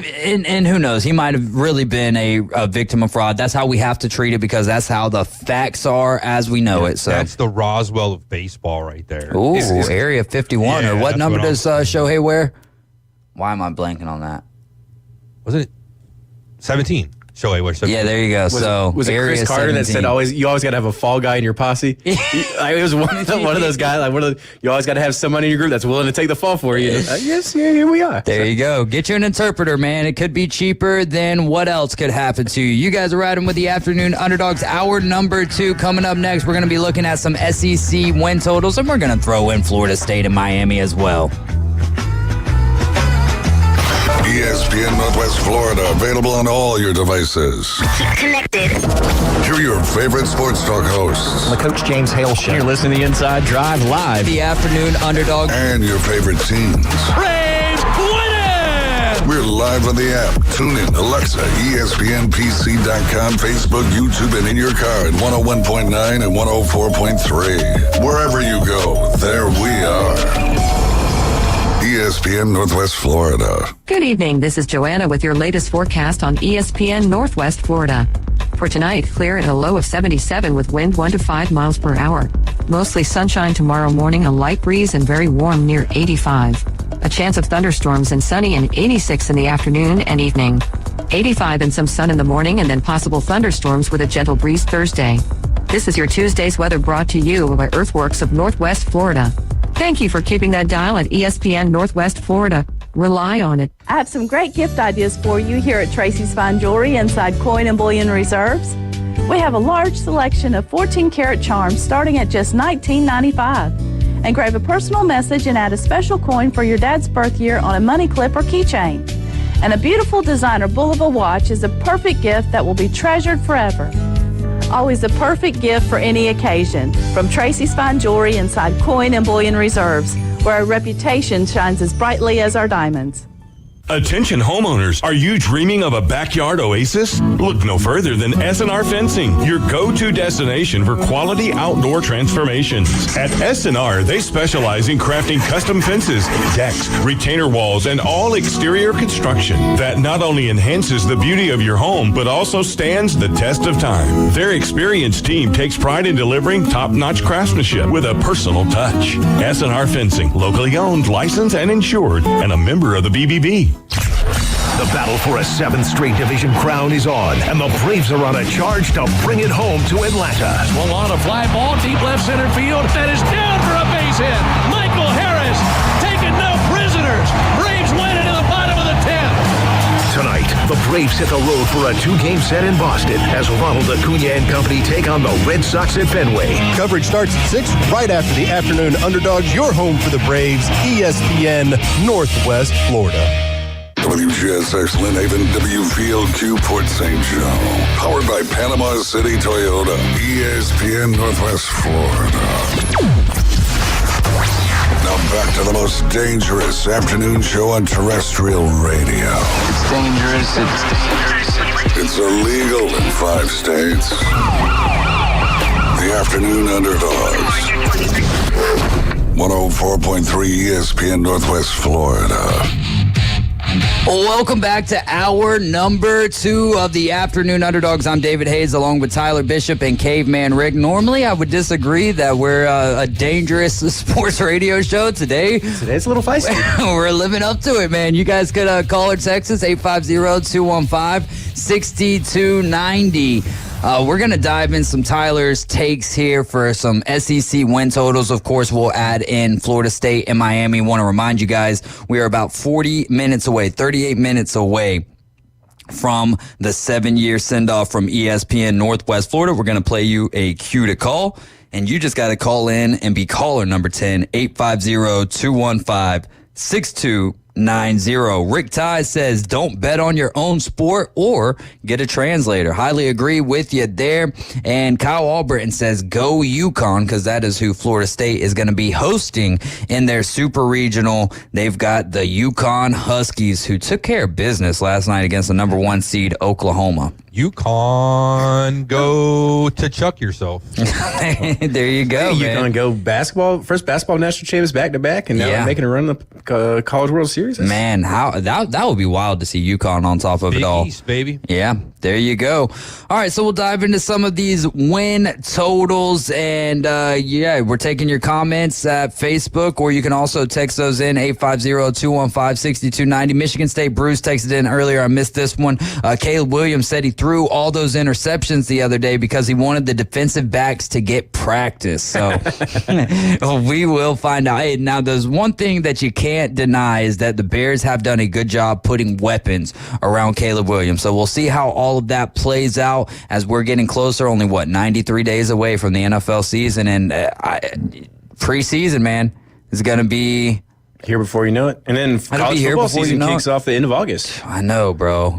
So we get through July. We're all the way there. We don't got to get through July. We got to get to July 19th. Yes, sir. We get to July 19th, and then we're going to be doing segments on college football. Hey, let me tell you about my dynasty I have. Yeah, bro. And the thing is most of the time when you're talking video games, you'll have some people who can align with it. I think when we're talking college football, everyone's going to be calling in. You know what I mean? Hey, I'm playing it too, bro. Dave, I can't make it Tuesday. I'm going to be busy playing. I'll be like, it's all right, bro. Just bring your system. We'll have a TV hooked up. We've got a long enough HDMI cord. So just as long as you got a wireless controller, which these days, make them. Are you PS5 or Xbox? PS5. Ah, man. See, the thing, I'm Xbox, which stinks now, right? Because there's not going to be crossplay, which is a good thing and a bad thing. The good thing is that should help the servers not be bogged down when it first comes out. But we've gotten so used to it doesn't matter what system you're on. If we could play Call of Duty together, we could play whatever. The one thing I'll say is, and I don't know, because I have the Xbox Series S or whatever, not the square one, but the the updated version. So I haven't bought a new Xbox controller. Do you have one of those PS5 controllers that the right triggers, the right and left trigger are resistant? Yeah. Dude, that is... It was a little weird the first But it's time. awesome though. I find that to be really cool. So if anyone out there who's an Xboxer knows if they make controllers like that for Xbox, let me know, because I know that they've got some $200 controller out there. I can't find it. Buy a whole new thing, a whole new system. Buy them all nowadays, can't you? Or just buy upgraded, modded versions of all that kind of stuff for all those systems, if I'm not mistaken. Right, but I don't know. But see, PS5 and Xbox, if the control, PS5 could have a patent on that type of controller, because I think I've read somewhere where it's like PS5's controllers are the triggers are resistance, whereas with the Xbox controllers it's more of a rumble package or something. So I really don't know what it means. I don't spend too much time worrying about the controller as much as the person who's controlling that controller. But yes, we are looking forward to July 19th. I'm not even I don't even know if I'm going to buy Madden this year, because I'm going to spend that much time playing college football. You're immune? Yeah, I didn't play college football like you guys did. I was still playing Madden, I guess, when that was out, and because I'm not a college football guy. Yeah. I mean, it is a Yankee. And now that, it's coming out now, I don't care. Yeah, but you have gotten more involved in college football over the last 2 years. I'm not jumping all in, buying a new game, and I can care less about that, man. I'd rather play Madden, NFL, baby. Pros. Moment of silence. He's got no soul. No, I totally understand that. So we'll get the Madden 25 updates. Wait, what are they going to call it this year? Because they've already had a Madden 25 when they had the 25th anniversary. Madden 2025. So yeah, just 2025. We'll head into the 2020 Esquire. There you go. All right, let's look at some of these win totals here. And again, you guys can call or text us and take us right off track if you'd like to. 850-215-6290. This is ESPN Northwest Florida, 104.3 right here in Panama City, 101.9 in Port St. Joe. Let's look. Let's go Mississippi State at 4.5. Now, we're not saying are they going to be over or under. We're sitting here. Is this just right? Is this too low, or is it too high? So what do you think about that total of 4.5? It's probably going to be a little high. First-year head coach Jeff Levy coming over from Oklahoma. Obviously, the 1 year Zach Arnett experiment did not go so well. Kind of just brief in their schedule. UMass should be a win. You would hope Toledo and Eastern Kentucky, so that gives you 3. Arizona State is going to be iffy with second-year coach Dillingham over there, but he's replacing his quarterback, Jalen Rashad. Yeah. So that's, even if you want to give them 4, they've got to beat one of Florida or Texas A&M or Arkansas. I think 4.5 is going to be a little high. I think they probably go just under at 4. Yeah, man. Like you mentioned, just kind of looking through the schedule is all right, yeah, you got to beat Toledo, but then you're on the road back-to-back weeks after you take on Florida, which Florida, does it feel like, right, but does it feel like Florida's gaining some steam heading into the season? A little bit. Florida is it the recruiting, or what do you think it is? Because I've been hearing more about those Florida Gators. I think it's just one of those things, we're peak off season, where hope springs eternal. And, they're more hope than anything, I think, right now. I don't think they're going to end up being – I think Billy Napier goes 5-7 and gets fired. So. Okay, but that's just right for – we're not talking about Florida right now. We're talking about Mississippi State. Texas and Georgia back-to-back weeks. Then they get A&M at the house and Arkansas at the house. So I think 4.5 is fair. Missouri, Tennessee, and Ole Miss to close out the season. Really, when you're looking at it, the game, they got to win the games they're supposed to win. Even with a new head coach, they got to win those gimmies, because if not, it's not going to get any easier. And is Arizona State necessarily I wasn't even really necessarily. I was talking about the Eastern Kentucky, the UMass, and the Toledo, yeah, because a team like Toledo, it wouldn't surprise me. I'm not saying this specific Toledo team, but we've seen teams like a Toledo get up and get a Mississippi State or Arizona State or whatever else in the past. So, I don't know enough about Toledo to say they should or could do it, but that's a game they cannot afford to even think about dropping. So we're going with just right here for 4.5. Yeah, we'll put it just right. All right, just right for them. On 3 is where I got this from. So let's see I'll get These are back pretty to standard from what I've seen. So yeah, it should exactly. be about right. Yeah, I think I forget what book they ended up using for these, but we will move on to, let's go Oklahoma. Oklahoma is going to be next at 7.5 here. So what are we thinking? Is that just right, too low, or too high? 7.5? 7.5. It almost feels low just saying the words Oklahoma and 7.5 together. They've got a pretty tough back half of the schedule: Texas, Ole Miss, Missouri, Bama, and LSU. But SEC now. Exactly. So but and they've got Auburn and Tennessee back to back. They've got a fairly difficult schedule. Tennessee, Auburn, Texas in a 3-week span. 3-game, 4 weeks. I'm gonna say that's probably just right. Right. I'm going to say man.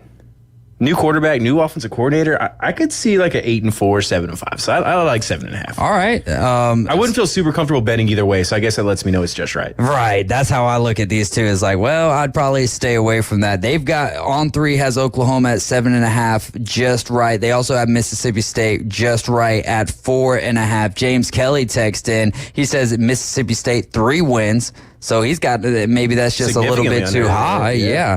And then he's got Oklahoma at 6 wins. And looking at that schedule, starting it off with Temple at the house. Then they got Houston at the house. Then Tulane at the house. Tulane's not going to be a cakewalk. No, it's not. It's not going to be a cakewalk either. Now, let's see here. You start the SEC schedule, right? And they get Tennessee to start their SEC tenure. They get Tennessee at the house. What's awesome is you got Josh Heupel in Tennessee coming to Norman. Like the whole Josh Heupel, him being the Heisman Trophy quarterback, and then like him getting kind of kicked out of Oklahoma when he was offensive coordinator. There's a little bit of bad blood between him and Stoops. That's going to be a fun storyline. Yeah, that's going to be a fun little matchup to watch. I think Tennessee could end up. I mean, it could get ugly for Oklahoma if it gets ugly. Oh man, and what's it? Imalava or whatever? Yamalava. Yeah.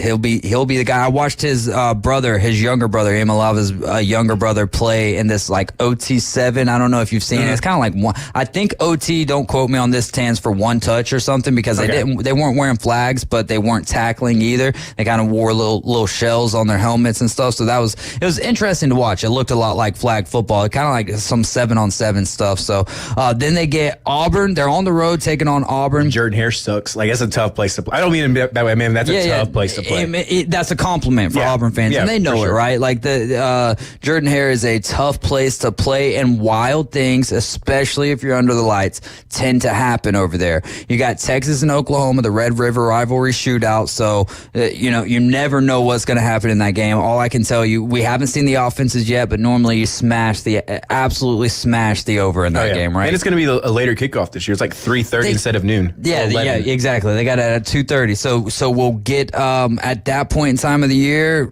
we might get them under the lights a little bit. Yeah, towards the end of the game. Yeah, I like it. How about LSU and USC though?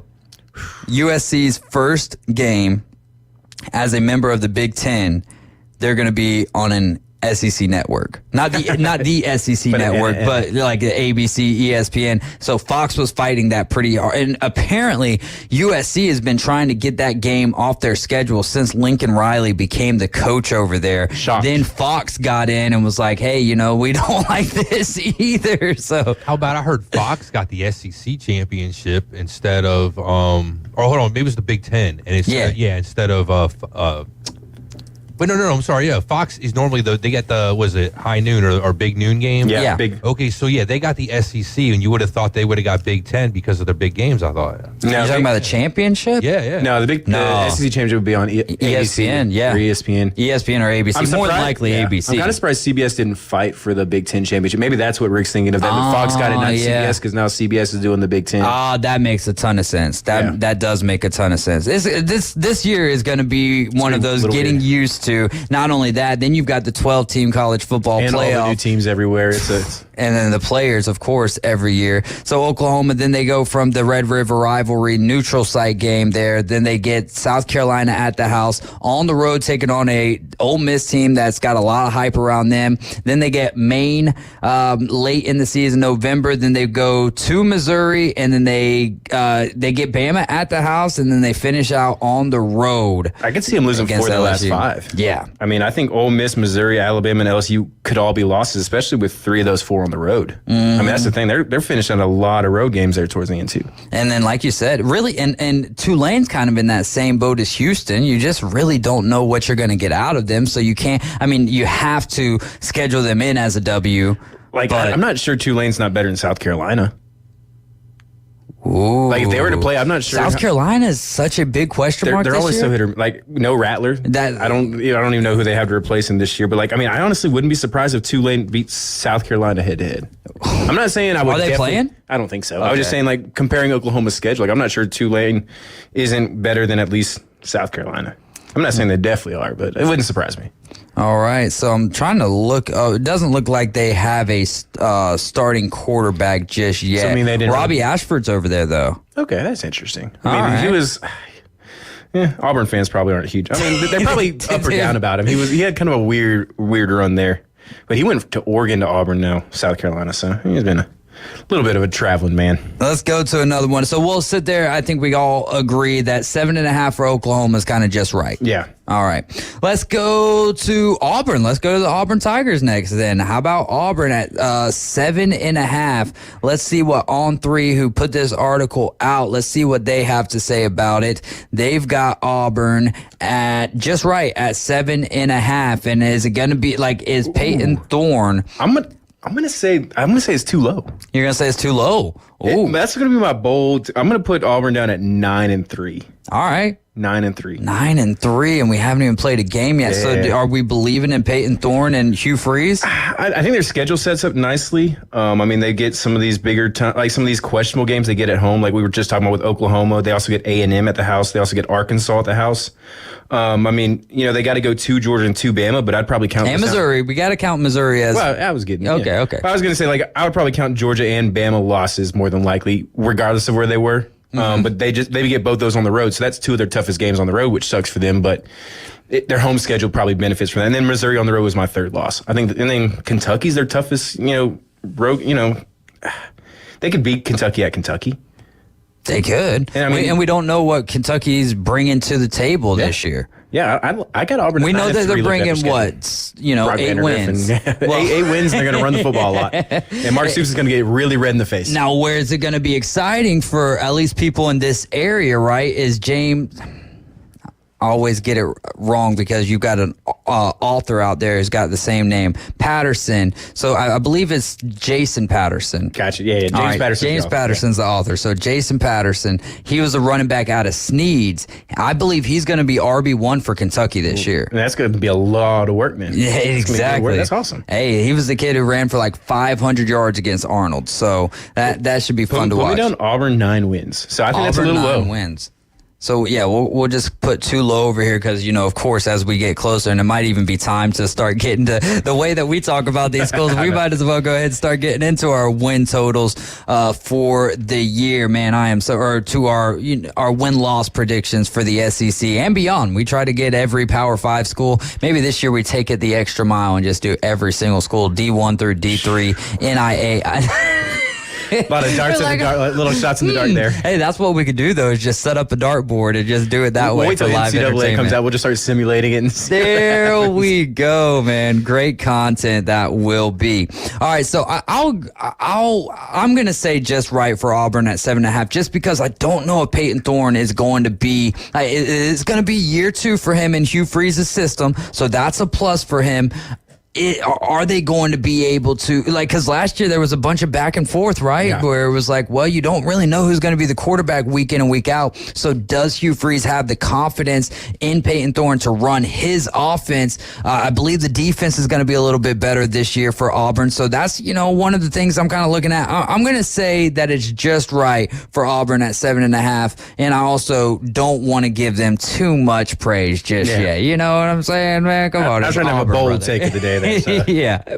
All right. Well, let's go to another team who could have a bold season. How about those Tigers of Missouri? We'll go from one Tiger to the next. We could say going from an East Tiger to a West Tiger, but that's not a thing in the SEC no more. Oh, my goodness. The Missouri schedule is a beaut. If you're a Missouri fan, yeah. Like they don't play a real team till like week 6 or week 7. Like, go over it, my friend. Murray State, sorry. Yeah. Buffalo. Boston College, which will probably be decent, but nothing to write home about. Vanderbilt, and then a bye week. So you're 5 weeks into the season. And then your first biggest test is Texas A&M on the road. Which is on the road. On the road, first-year head coach, new staff over there, a lot of turnover there. So we don't know what to expect from them, but College Station is probably a pretty tough place to play. And then you got UMass. So you play one real game in your first 7 weeks. Mm-hmm. That may be a good thing. It may be a bad thing. It could be one of those things where, maybe you're a little bit more healthy there at the beginning of the season, but like you said, not tested, which could be a detriment, but they're bringing back a lot of pieces to the puzzle. I think really the position of note for Missouri is what are they going to do at running back? Outside of that, Brady Cook's back. They got the favorable schedule. Luther Burden's back. He's going to be a stud for him this year. They got 3 really good wide receivers over there at Missouri. So after UMass, which is on the road, You're playing the Minutemen in the Minute House over there. So, yeah, that's at least according to this schedule right here. Is this the same one I've got? It says Amherst. I just didn't read it, I guess. So then you get Auburn at the house. You get Bama on the road, so that's your toughest road game, right? I mean, Texas A&M, Bama. Then you get Oklahoma at the house, South Carolina on the road, Mississippi State on the road, and you close out the season against Missouri. But I mean you could be looking at a team. Missouri could be in the SEC championship this year. I mean, I don't think that's a bold take either. Because, I mean, Alabama's probably the most talented team they play. They're kind of a question mark with the DeBoer transition and everything else, but they're probably going to be a pretty good team. I mean, when I say Oklahoma, Missouri to you, and it's Missouri at the house, we don't know much about Oklahoma. I would take Missouri today. Yeah, right. But, I mean, who's the second best team they play? Is it Oklahoma, Auburn? I mean, like, for a schedule in the SEC, if those are your options for second hardest team, with the win total at 7.5 apiece for each of those two, and we're sitting here giving credit to Alabama like they're going to be the Alabama that we've known. Nick Saban's still there. So you put me myself as a Bama fan, got to put a question mark around everything, right? So Texas A&M. Different huge question mark. Exactly. Brand new coaching regime over there. Auburn, I think that there's less of a question mark with Auburn than there are with Texas A&M and with Bama to this point. The thing for me is, will the talent be there for Auburn, which I believe that it is. Hugh Freeze is a heck of a coach. There's no doubt about that. They play 4 first-year head coaches in the SEC alone. And then you've got South Carolina and Beamer, who hasn't proven to be a great coach. And then you've got Pittman, who was on the hot seat last year.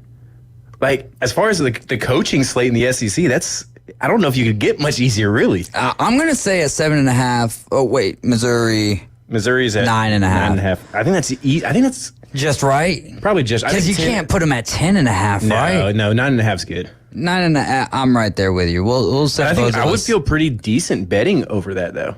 I mean, even if they drop Bama, would you take the? Oh, all right. So it's sitting at 9.5. You got to take the over, right? I would take the over because that affords you a Bama loss and then a wild card loss. Yeah, like whatever else. Yeah, that gives you one of. But we have one of those wild games in Oklahoma and Auburn.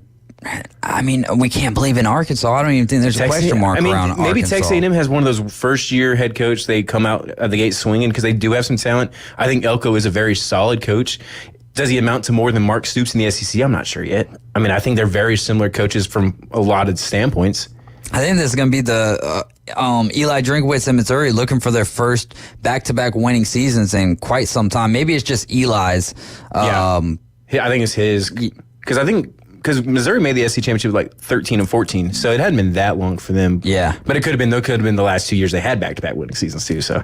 It's been a while, man. It's fun, though. You know, it's fun to see Missouri kind of all up into the equation this year in a year where this is going to be unheralded, man. Like, we're not. I think we can think we're ready for what's about to happen in the SEC and the Big Ten. I mean, the only thing that's going to be commonplace is the ACC, like, being a 2-horse race, right? Yeah. Like, it's going to be. And maybe you can throw Miami into the mix there. We're going to continue on with some more win totals right here on the Afternoon Underdogs. This is ESPN Northwest Florida. Quick timeout. We'll be right back. ESPN Northwest Florida. We're taking the inside drive. North Korea launched hundreds of balloons filled with poopy. Poopy? Is that how it's written in the article? Yeah, poopy. Into South Korea in response to activists earlier sending K-pop into the North. What's K-pop? I don't know. North Korea has been Korean sending pop music. Middays 11 to 1. ESPN Northwest Florida. Good evening. This is Joanna with your latest forecast on ESPN Northwest Florida. For tonight, clear at a low of 77 with wind 1 to 5 miles per hour. Mostly sunshine tomorrow morning, a light breeze and very warm near 85. A chance of thunderstorms and sunny and 86 in the afternoon and evening. 85 and some sun in the morning and then possible thunderstorms with a gentle breeze Thursday. This is your Tuesday's weather brought to you by Earthworks of Northwest Florida. Thank you for keeping that dial at ESPN Northwest Florida. Rely on it. With over 65 years of combined experience, Instant Replay Sports Cards is happy to help you take your collection to the next level. They carry all the new hobby boxes, signed memorabilia, and supplies. New and vintage cards in Pokemon. They sell and trade cards and are always looking to buy. They're an authorized source for Topps, Panini, Upper Deck, and Leaf cards. Instant Replay Sports Cards is open 7 days a week at 752 West 23rd Street, down from Academy Sports. It can always be reached at InstantReplaySportsCards.com. Your safety and proper care of your boat in an emergency is crucial. When it comes to on-water assistance, response time is everything. And since 1996, in the Bay or on the Gulf, it's Seato. Seato's Coast Guard licensed captains are on the scene in an average of 1 hour or less. Seato gets members home or back to boating faster. Become a member today at Seato.com or call 850-234-2323. From the pros to the future pros, we're your home team station for home team sports. Now back to the Afternoon Underdogs. ESPN Northwest Florida. Welcome back into the Doghouse. This is the Afternoon Underdogs. We're 14 minutes away from the 7-year send-off. If you don't win today, you're going to have an opportunity on the Coach James Hale Show at 7:40 and on the Inside Drive with Ryan Mulvey, Jay Henley at 12:40, and then another opportunity tomorrow at 5:40. When you hear the cue to call, be caller number 10, 850-215-6290. Up for grabs today is a Pepsi bag with a T-shirt and Swampy Jack's gift card of $10. All right, we left off talking about Missouri, and we're kind of befuddled by their schedule, and they're playing in Amherst. They've got the Minutemen on the road. Well, in 2025 they'll be hosting UMass. If that makes you feel any better. At least they get that return trip. So they're actually going to be opening up the 2025 season on the road against Wyoming, and this is part of an old contract signed by their former AD Mike Alden. So that's unless Josh Allen's coming back to play quarterback for Wyoming. Like, does anybody really? Yeah, so 2025 as well, they're slated to play Miami of Ohio on the road. So they just schedule road games against inferior opponents is what that's according to, that's not my words, that's kansascity.com. Wow. And this particular author's words. So Alex Schiffer. Interesting. So real quick, looking at this list. This article's from 2019, by the way, as well. Oh, okay. So A&M's win total seems a little on the high side. All right. A&M, they are sitting at 8.5. 8.5. Now let's go check out what On3 says about that. They've got. I think it's high. They've got it at just right. Mike Elko take it over this year. You got Notre Dame week 1. That's going to be a tough out, right? Especially, it's kind of funny because you get the Riley Leonard versus Mike Elko kind of storyline going into it. That'd be fun. But Notre Dame, Missouri, LSU, Auburn, Texas. That's 5 games they could lose. That puts them at 7-5. I mean, I think that's a solid game and change under. Right, and that's assuming they don't drop one to like Mississippi State in Starkville on the road before they play LSU. Mm-hmm. I mean, they could drop one to Arkansas before they go play Missouri on at the neutral site in Arlington. Like, I'm not saying they definitely lose either of those games, but so are you believing in Notre Dame this year? Give me the. I'm believing in them in 2025. Not believing in them to actually do anything, but I'm going to follow the hype. A team with a new head coach and a new system and a new so much new against a guy who's going into his 3rd year. Yeah, and they brought in that's what you were talking about. Riley Leonard, Riley. Maybe, you could argue, Elko knows how to, rattle Riley better than anybody else, maybe. But, I don't know. I would trust the more proven head coach. Not more proven, but more tenured head coach at that point. That's an interesting kind of take, right? Or interesting discussion. Yeah. You've got quarterback from former team. They're not on the same teams anymore. So hilarious. Quarterback goes to Notre Dame.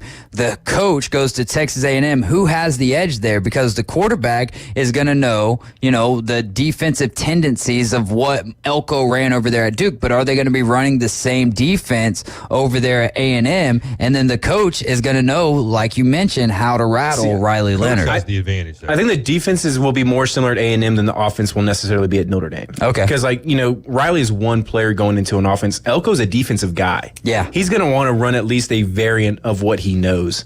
So, I'm not saying it's going to be, picture for picture the same thing, but I think it's more likely that the defense is similar to A&M than the offense is at Notre Dame. So you say head coach has the advantage. The head coach, I think, will know what the quarterback's weaknesses are going to be, especially defensively speaking and stuff like that, so they'll know how to attack the quarterback. But, it could be, can he not throw rolling to his left? There's some coaches or some players that really struggle rolling to the weak side, or does he not pick up blindside blitzes very well? Or something. He's going to know all these things. And I think that's where it could really come in handy. Interesting. I think in this particular one, I might give the edge to the quarterback because he's going into, like you said, Notre Dame's already got their offense, right? Leonard is going to be a part of that offense. He can feed information to Coach Freeman about, what he knows from Duke. But, I think I'm going to give the edge to Notre Dame in this game. But then I think Notre Dame wins the game. I just think Texas A&M being at the house, though, and they get the advantage of the 12th man. Primetime game, 7:30 or whatever kickoff. I think it's going to come down to what uniforms Notre Dame's wearing. Absolutely. Gold, white, gold. I'm looking forward to this game, man. This is going to be one of those week 0 kickoffs, right? I believe it's week 1. Oh, are we considering August 31st is going to be week 1? Yeah. Okay. All right. Because it's Georgia Clemson is the 11 a.m. noon kickoff. You got Miami Florida the 3:30 slot, and this is the primetime game. September 5th is the first game of the NFL on that Thursday night. Gotcha. So that's going to be a week and a half before the first college game. The Georgia Tech Florida State game is week 0. The Ireland game. Yeah, Ireland. If Georgia was playing over there in Ireland, would you try to get to the game? Ooh, man, I'd have to consider it. It'd be cool. Because you've been to a bunch of big-time Georgia games. I have. I regret not going to the Rose Bowl, but we ended up going to the national championship game the next week, which I wish I'd gone the other way around. No, I've been to some really cool ones. I was there in 2002 when we beat Auburn to go to the SEC championship for the first time. A couple of the games in Atlanta, national championship in Indy, the Peach Bowl against Ohio State a couple years back. That was man. I've never been more anxious for an entire game. Never loved a kicker so much. Well, it was rough because you can't tell because we were on the side. You couldn't tell if it went in or not from where we were sitting. Yeah. And I just had to wait and watch for reactions on the field. And they started celebrating. So I was like, all right, I guess we're good. But we're good. That thing didn't come nowhere close. No, then I watched the replay. I was like, oh, that was easy. That was terrible. Golly, man. Got a feel for that kicker. So Texas A&M at 8.5. I'm going to say that's high. Year 1 with a new coach. It's higher than Auburn and Oklahoma, which seems a little crazy to me. I think it's just that hype that A&M, not just that people buy into of A&M, and maybe there's a newfound hope that it's not Jimbo Fisher anymore because, let's A&M be honest. does have talent. They do have some talent. And they're always going to have talent, but can they produce with that talent ends up being the question, right? Not to mention, I think Elko and Jimbo are probably two very different guys in terms of discipline, accountability.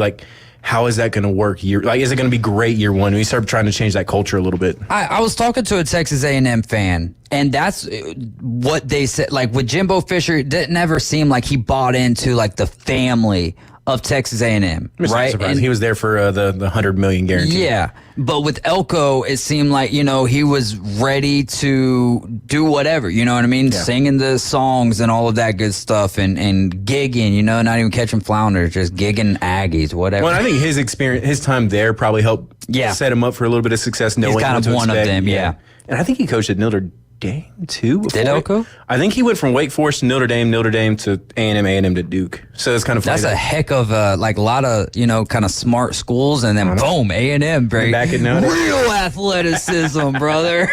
If I remember correctly, that was kind of his career path there for a little bit. Oh man, that is so. I'm gonna go with you on this, and I'm gonna say that it's too high because if I were betting this, I would take the under. Yeah. I would take the under at 8.5. It's just it's scary. Just so much new stuff going on there. But of course, the A&M fans would be smashing the over. You could put them at 11.5, and they probably still smash the over. They've been underachieving for so long. It might just be on a long enough timeline. This is going to have to turn around soon. Eventually, the coin has to land heads instead of tails. Exactly. Yeah.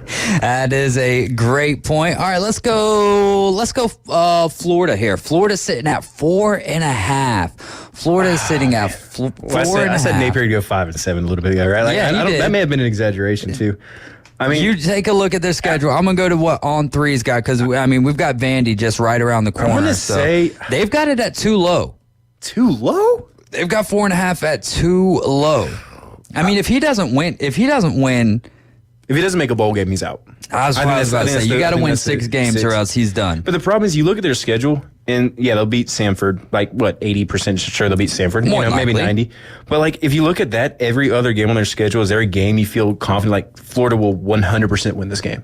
There's not a single other. I mean, Central Florida or, Mississippi State. Like, those are the next two close, there's not another game on there. I feel 100% I do like how Miami and Florida kick off the season against each other. Yeah, and I don't feel confident. Even in Gainesville, I don't feel comfortable saying 100% Florida wins that game. No. Or even 80%. But I don't feel 100% confident saying Miami wins that game. I think they're like 60-40 at their next couple closest games. And, that's a lot of coin flips to win to get to 5. Much less 4.5. You know what I'm saying? Like, that's... On the road, Tennessee... Then Kentucky, but again, like what we've talked about with Kentucky. Florida's since, for like 5 years now, they're like 4-1 against them or whatever it is.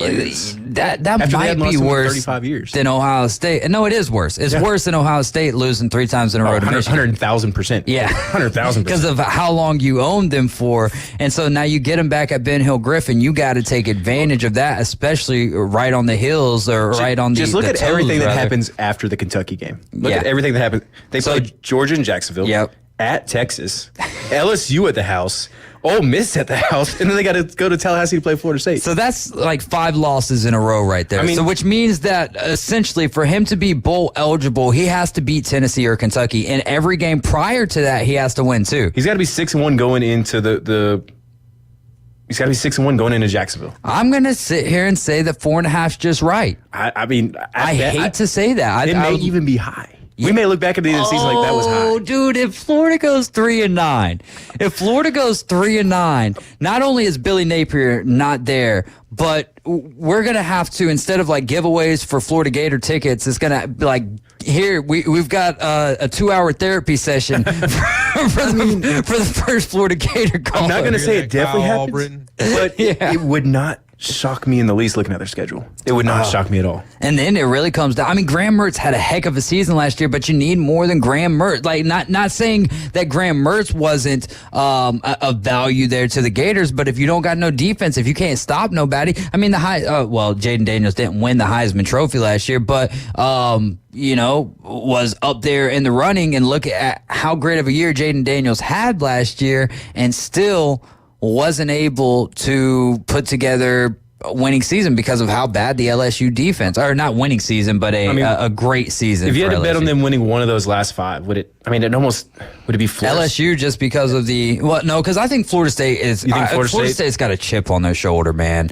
Like and I get that they don't got the quarterback, but if Florida State honestly wins anything less than 9 games, I'm just saying, like, of those teams though. LSU it's because LSU of the or question Florida marks, State because Ole Miss is a real threat for the SEC this year. Texas, even if Quinn Ewers goes down, we get to finally see Arch Manning, right? So of those last 5, like, no shot against Georgia. Outside of it's a rivalry game. And outside of pandemonium ensuing. Texas, being on the road, no shot. LSU, they do get LSU at the house, which helps. And there's question marks around LSU. Like, all right, Brian Kelly's back for another year. Outside of that, you're replacing Jaden Daniels. And they're going with Nussmeier, right? Yeah. So you essentially have an offensive coordinator son playing. That's legit, right? It is. Nussmeier was the OC at Bama for a short period of time. So there is that. For me, it would be the only one on that list is like, unless Ole Miss comes in and just seriously underperforms. But it is now time for the 7-year send-off. This is ESPN Northwest Florida. We're going to be sending you up to Atlanta on September 7th to check out the Blue Jays take on the Atlanta Braves. All you got to do right now is call. Be caller number 10, 850-215-6290. Holler at us. We'll holler back. We'll be right back. ESPN Northwest Florida, the Paul Feinbaum Show. Every 22 minutes now, scientists is picking up a unknown signal from space. Have you heard about that? A little bit. Tell us more. I think it's aliens saying that Augie from Louisiana is a complete dumbass. I think that's what they're saying. Every 22 minutes. Paul Feinbaum, weeknights, 6 to 10 on ESPN Northwest Florida. Hey folks, Chris Kramer with Bill Kramer GM. And the best place to listen to the Inside Drive with Ryan Mulvey is inside a brand new vehicle from Bill Kramer GM. And I want you to know we've got 10 times the amount of inventory on the ground as we did this time last year, and darn near all of them are discounted. So shop us online at BillKramerGM.com or visit us the corner of Frankfurt and 23rd. We'll make it easy and take great care of you. Are you looking for a place to take a leak? Do you have a truck, tractor, or other hydraulic equipment leaking or not performing as it should? At Reliable Hydraulic Solutions, we can get you back to work. Do you have a busted or leaking hose, hydraulic cylinder or pump needing repair? If competitive pricing and a quick turnaround are what matter to your business, come see us at Reliable Hydraulic Solutions, or you can give us a call at 850-326-3000. Reliable Hydraulic Solutions, 6840 Highway 77 in Southport, the best place in town to take a leak. The battle for a 7th straight division crown is on, and the Braves are on a charge to bring it home to Atlanta. Swung on a fly ball, deep left center field. That is down for a base hit. Michael Harris taking no prisoners. Braves win it in the bottom of the 10th. Tonight, the Braves hit the road for a 2-game set in Boston as Ronald Acuna and company take on the Red Sox at Fenway. Coverage starts at 6 right after the Afternoon Underdogs. Your home for the Braves, ESPN Northwest Florida. The next evolution in sports talk radio. It's the Afternoon Underdogs. 5, 4, 3, 2, 1. Make it so. 104.3 ESPN Northwest Florida. And we are back. You guys are riding along with the Afternoon Underdogs. This is ESPN Northwest Florida, and entered into our grand prize drawing. We've got caller number 10 on the line with us. Ryan, what is going on, my man? What do you think the Braves have going with the Red Sox tonight? It's going to be Fried going up against Cutter Crawford. Do you think the Braves get a dub tonight? They really need to get a dub with the slump that they've been in, especially Max Fried. I hope he is able to get the win tonight over the both Sox. Oh, yes, sir. So when have you ever seen the Blue Jays in person? No, I haven't. Well, this will be a perfect opportunity for you, my friend. And Fried, man, he has been on a tear lately, pitching deep into the game. So hopefully he can continue on with that tonight, and the Braves can inch a little closer to sweeping the Red Sox in the season series as they won the previous 2 games in Atlanta. So listen to that game tonight, my man, and you have won the qualifying prize of a Pepsi bag with a Swampy Jacks $10 gift card, and you've been entered into the grand prize drawing. Thanks so much for listening, Ryan. All right, great. Thank you stay guys tuned, as always. so Have a great afternoon. Hey, Ryan, hang on the line so I get your email. Yeah, hang on the line for us real quick, all right? Sure. Awesome. Great stuff. Love Ryan. Love the Braves. Love our listeners right here on ESPN Northwest Florida. All right, so we've been talking about some win totals here. I don't think there's anything else that, is standing out. Christian McCaffrey signing a extension with the Niners today, so that is huge for him. You excited about anything in the NBA Finals? Like with who you got, Dallas or Boston? I think I'd rather see Dallas win. It's nothing really personal. It's just, I don't know. I feel like the Celtics are always kind of there, but nobody really wants to win. And Luka's a fun player to watch. The little bit I do watch. And it's kind of funny that Atlanta had him and traded him for Trae Young on draft night. Or they traded the picks, I think, on draft night back in the day when they were both getting drafted. It's like, what an Atlanta thing to do. But I don't dislike And they've got Kyrie. the number one Kyrie's pick always this kind of year. been a fun player to watch too. And I love his takes on the earth. there's just nobody on Boston. Like, I'm not saying I dislike him, but there's just nobody there that, like, I know, Jaylen Brown and Jason Tatum. Like, I don't know. I don't have any indifference, or just indifference towards him, I guess. I'm also seeing now that a Brooklyn man was charged today in connection with an alleged illegal sports betting scheme involving Jonte Porter, who was the Raptors player who was banned from the NBA after he bet on his own team to lose. So after allegedly amassing large gambling debts to co-conspirators in the scheme, Porter, called Player One in the court complaint, was encouraged to clear those debts by withdrawing from certain games prematurely to make sure bets on his performance were successful. According to federal prosecutors in Brooklyn, Long Phi Bruce Pham, knowing that Porter planned to withdraw from the game, placed bets on Porter's performance for the Raptors matchup against the Clippers January 26th. Shortly before that game, prosecutors said Porter told Pham he would exit early in the contest, claiming that he was injured. As a result, the co-conspirator won $40,000, $250 on a no-name player prop bet, which is wild. Absolutely wild. So Pham was arrested at the JFK airport Monday as he tried to board a flight to Australia on a one-way ticket. He was ordered detained Tuesday pending trial on a charge of conspiring to defraud a sports betting company. So not only should players not be betting on their sports, but don't conspire with them because you will get caught up in that same very issue. Just not a great, again, we were talking about this on the Inside Drive, and we were talking about sports gambling and no, I don't think it's a good thing that sports gambling is legalized, but at the end of the day, I'm not coming from a high horse as someone who partakes in it. I think that it's fun. I just think that it's dangerous as anything, everything in moderation, as they say, right? Yep. So it's one of those things that I think, especially for the athletes, it's already causing black eyes to the game, and that stinks. So hopefully they can get this cleaned up. Hopefully what you were talking about with the players with the youth, seeing how all of this plays out, maybe they they grow up to know hey, we can't bet on our own sport. Yeah, no doubt. I think it's an important thing. Hopefully they learn from the lessons. You can learn from somebody else's mistakes and stuff too. It's harder to learn that way, but it's easier to learn that way. Yeah, it's kind of crazy. The betting side though, it's nuts. It's wild, man, and I'm sure that we'll continue to see more. What's crazy too about that too?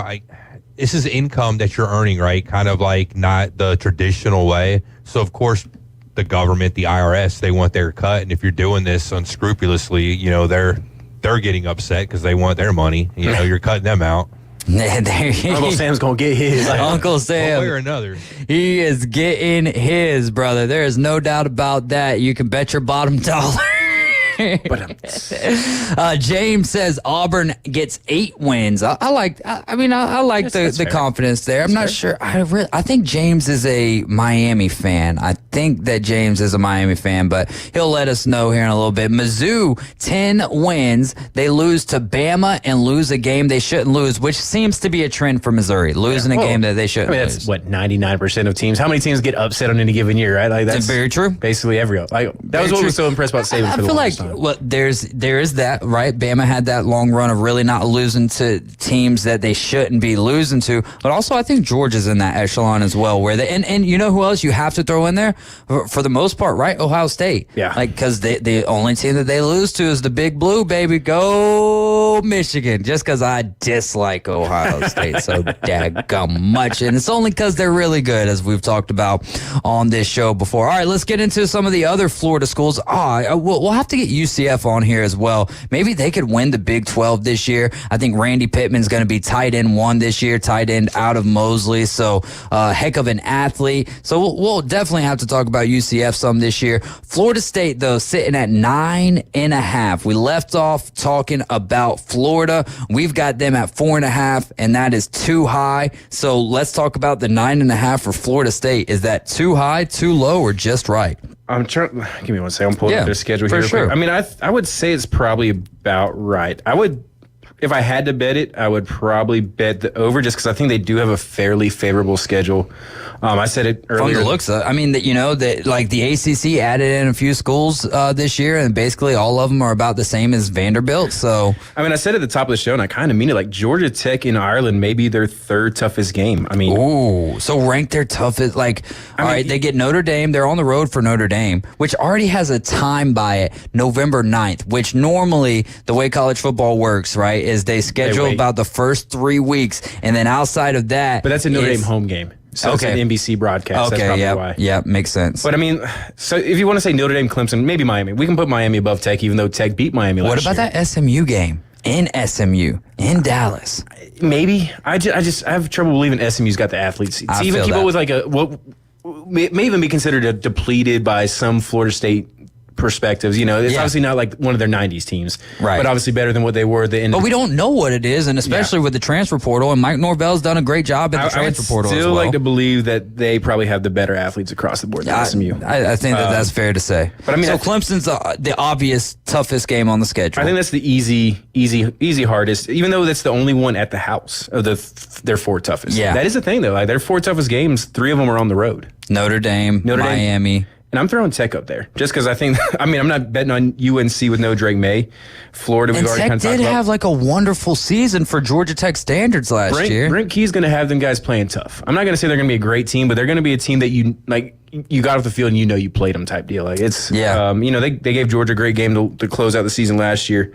And I'm not saying Florida State loses that game by any means, but I mean they've got Haynes King coming back. They've got their whole staff coming back for the most part. And like I said, he's been doing a better job. Year 2 with a new head coach is always kind of interesting too. They play Memphis in the Mike Norvell Bowl. That'll be kind of interesting. But I mean, they've got some games that could be interesting. But if you're looking at them, if they lose more than 3 of these games, they should probably be like, what did we do? I know that if I was a Florida State fan, I would hate looking up the schedule just because you got to see the score, the final score from 2023. Oh, man. Now, that game didn't exist if you asked them. So there you go. I'd feel pretty good if I'm a Florida State fan betting the over. I would smash the over on this, but I wouldn't say that it's too low either to put it at 10.5 because you don't know what's going to happen with Clemson. And then let's say for Miami, because Notre Dame could be tough, but let's just say Clemson and Miami are the 2 toughest games on here, with Miami being on the road, and we don't know what to expect out of Miami this year. I'm right there saying that 9.5 is just right. Yeah, there's no game on their schedule you're looking like they're 90% going to lose, or even 75% going to lose that game. I think it's probably 50-50 with Clemson. Notre Dame, I'd even give them better than 50-50 against Georgia Tech and Miami and UNC and Florida. So, I mean, they're only probably in 2 real toss-up games, in my opinion. The rest, they should be favored. So that's not a bad spot to be in. All right, we'll go to the opposite of that, and we'll talk about the Miami Hurricanes. So Miami also sitting at 9.5, which when I first looked at it, I was like, whoa, man, we do this every year. It's almost kind of like Notre Dame, right? They're going to be so good. So they start out, again, as we mentioned, against Florida. Then they get FAMU. Which they're going for Tallahassee City champs this year. There you go. Then they get Ball State at the house. Then they're on the road taking on South Florida and Raymond James. I believe that they're really trying to sweep the state of Florida this year. Yeah, I like it too, man. Do they got any other? They got Florida State, of course. And Florida. And FAM. That's a third of their schedule. The only thing they're missing is UCF. Yep. Oh, dude, that would be a heck of a Florida schedule. Yeah, I was just going to say, getting the Florida ring. There you go. Yeah. The Sunshine State Showdowns, multiple plurals of those. They get Virginia Tech at the house to close out September. Then they've got Cal on the road, which could be troublesome because ACC dynasty right there, Cal. There you go. Which that could be troublesome though, right? Because you're flying across the country. Now you do get the bye week. You get the bye week after that, and then you're on the road against Louisville. Is Louisville the same team as what they were last year, or are they a force in the ACC like they were last year? Which I wouldn't necessarily call them a force, but they were better than expected for sure. Exactly. But do we expect? Does Coach Brom get them right back there? I haven't looked at their schedule yet. Yeah.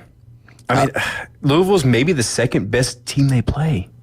And I don't even mean that as disrespect to Louisville, but it's Florida State, Louisville, and Georgia Tech are the 3 best teams. And again, Georgia Tech is still one of those where we're basing all of these things off of last year and a few years prior. But is Georgia Tech going to be able to honestly replicate that? Now, I'm just saying the rest of their schedule is so weak, though. It's almost not really a stretch to say Georgia Tech's maybe the 3rd. I mean, look at it's not going to be FAM or Ball State or South Florida. Probably not Virginia Tech. Cal, I would love to see Virginia Tech bounce back. I remember Virginia Tech back in the late 90s. It was so much fun to watch. Mike Vick, Frank Beamerball. Oh, my gosh. That was... But I mean, Wake Forest or Syracuse new head coach. Wake Forest, they struggled without Sam Hartman last year. Duke's new head coach. Louisville, we kind of talked about they're already up there, but Cal, Tech, South Florida, it's just not. I mean, it's a very manageable schedule. And then you close the season out against Syracuse, in the Carrier Dome with a new head coach. So, I want to be able to confidently bet the over based on the schedule. So would you say that 9.5 is just right? Just right. So 9.5 for Miami. You can't bet him at 10.5. I'm still gonna say just because I have no belief. Like, and I'm a guy who. The coaching tree of Saban, if you will. Yeah. Cristobal's a part of that, right? Went over there, did his thing at Oregon, then now he's the head coach of Miami, so I'd like to see him succeed. I'm still going to say that this number's too high just because it's Miami. And I have with what happened last year in that game, I think it was against Georgia Tech, right? It was against Georgia Tech. Oh my gosh, the stupidity in that play. The stupidity in your time management when you've got to win right there in front of Literally you, and instead of fumbled the bag. Yeah, Literally fumbled the bag. For me, that's tough, man. So I'm gonna say a little too high just because maybe Cristobal isn't that guy. Hey, James says I knew he was a Canes fan. He says haters go Canes. I'm not even like. Who do they lose to? Who are say they lose to Florida State? Who are the other two teams they lose to? Going up north, in the crappier weather, They don't really do that. I mean, I know they're going to Syracuse. That's in a dome later. They don't play anybody else. Yeah. I mean, the most northern team is Virginia Tech, but that's at the house. Mm-hmm. That's Everyone in else. September anyway. Georgia Tech in November. That's going to be chilly, but that's their last road game. Well, it's Syracuse, but again, that's in the dome. Who are the other two teams that, even if you say Florida State beats them? All right, I'll say Louisville. And then, but yeah, you're right. Outside of that, if Cristobal doesn't win 10 games, got to go. You almost got to fire him. Even if he goes 9-3, you kind of have to fire him at that point. My goodness, man. So I'll revert and I'll stop hating for James's sake and for the reality of this, man. Like, there's no. Well, they did lose to Rutgers in the Pinstripe Bowl last year. So Florida, again, that's going to be kind of that. Like, all right, that's where Florida and Miami start, coaches. Right? Like, because huge. Neither coach can afford to lose that game. So do they have like a gentleman's handshake ahead of the game and say, hey, look, we're going to tie. We're out of time for today. We'll find out if that's the case between Billy Napier and Coach Mario Cristobal. You guys have been riding with the Afternoon Underdogs. Your next opportunity for the 7-year send-off is going to be at 7:40 in the morning on the Coach James Hale Show. Be back at 12:40 tomorrow with the Inside Drive and then 5:40 with the Afternoon Underdogs. Y'all have a great rest of your evening. Stay safe out there. Go Braves. Just remember, Jesus loves you, so do I, and those Atlanta Braves coming up next.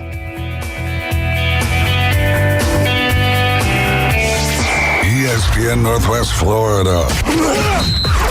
Colin Cowherd. Justin Jefferson, Minnesota has signed with the Vikings. It feels a little bit like an NBA contract.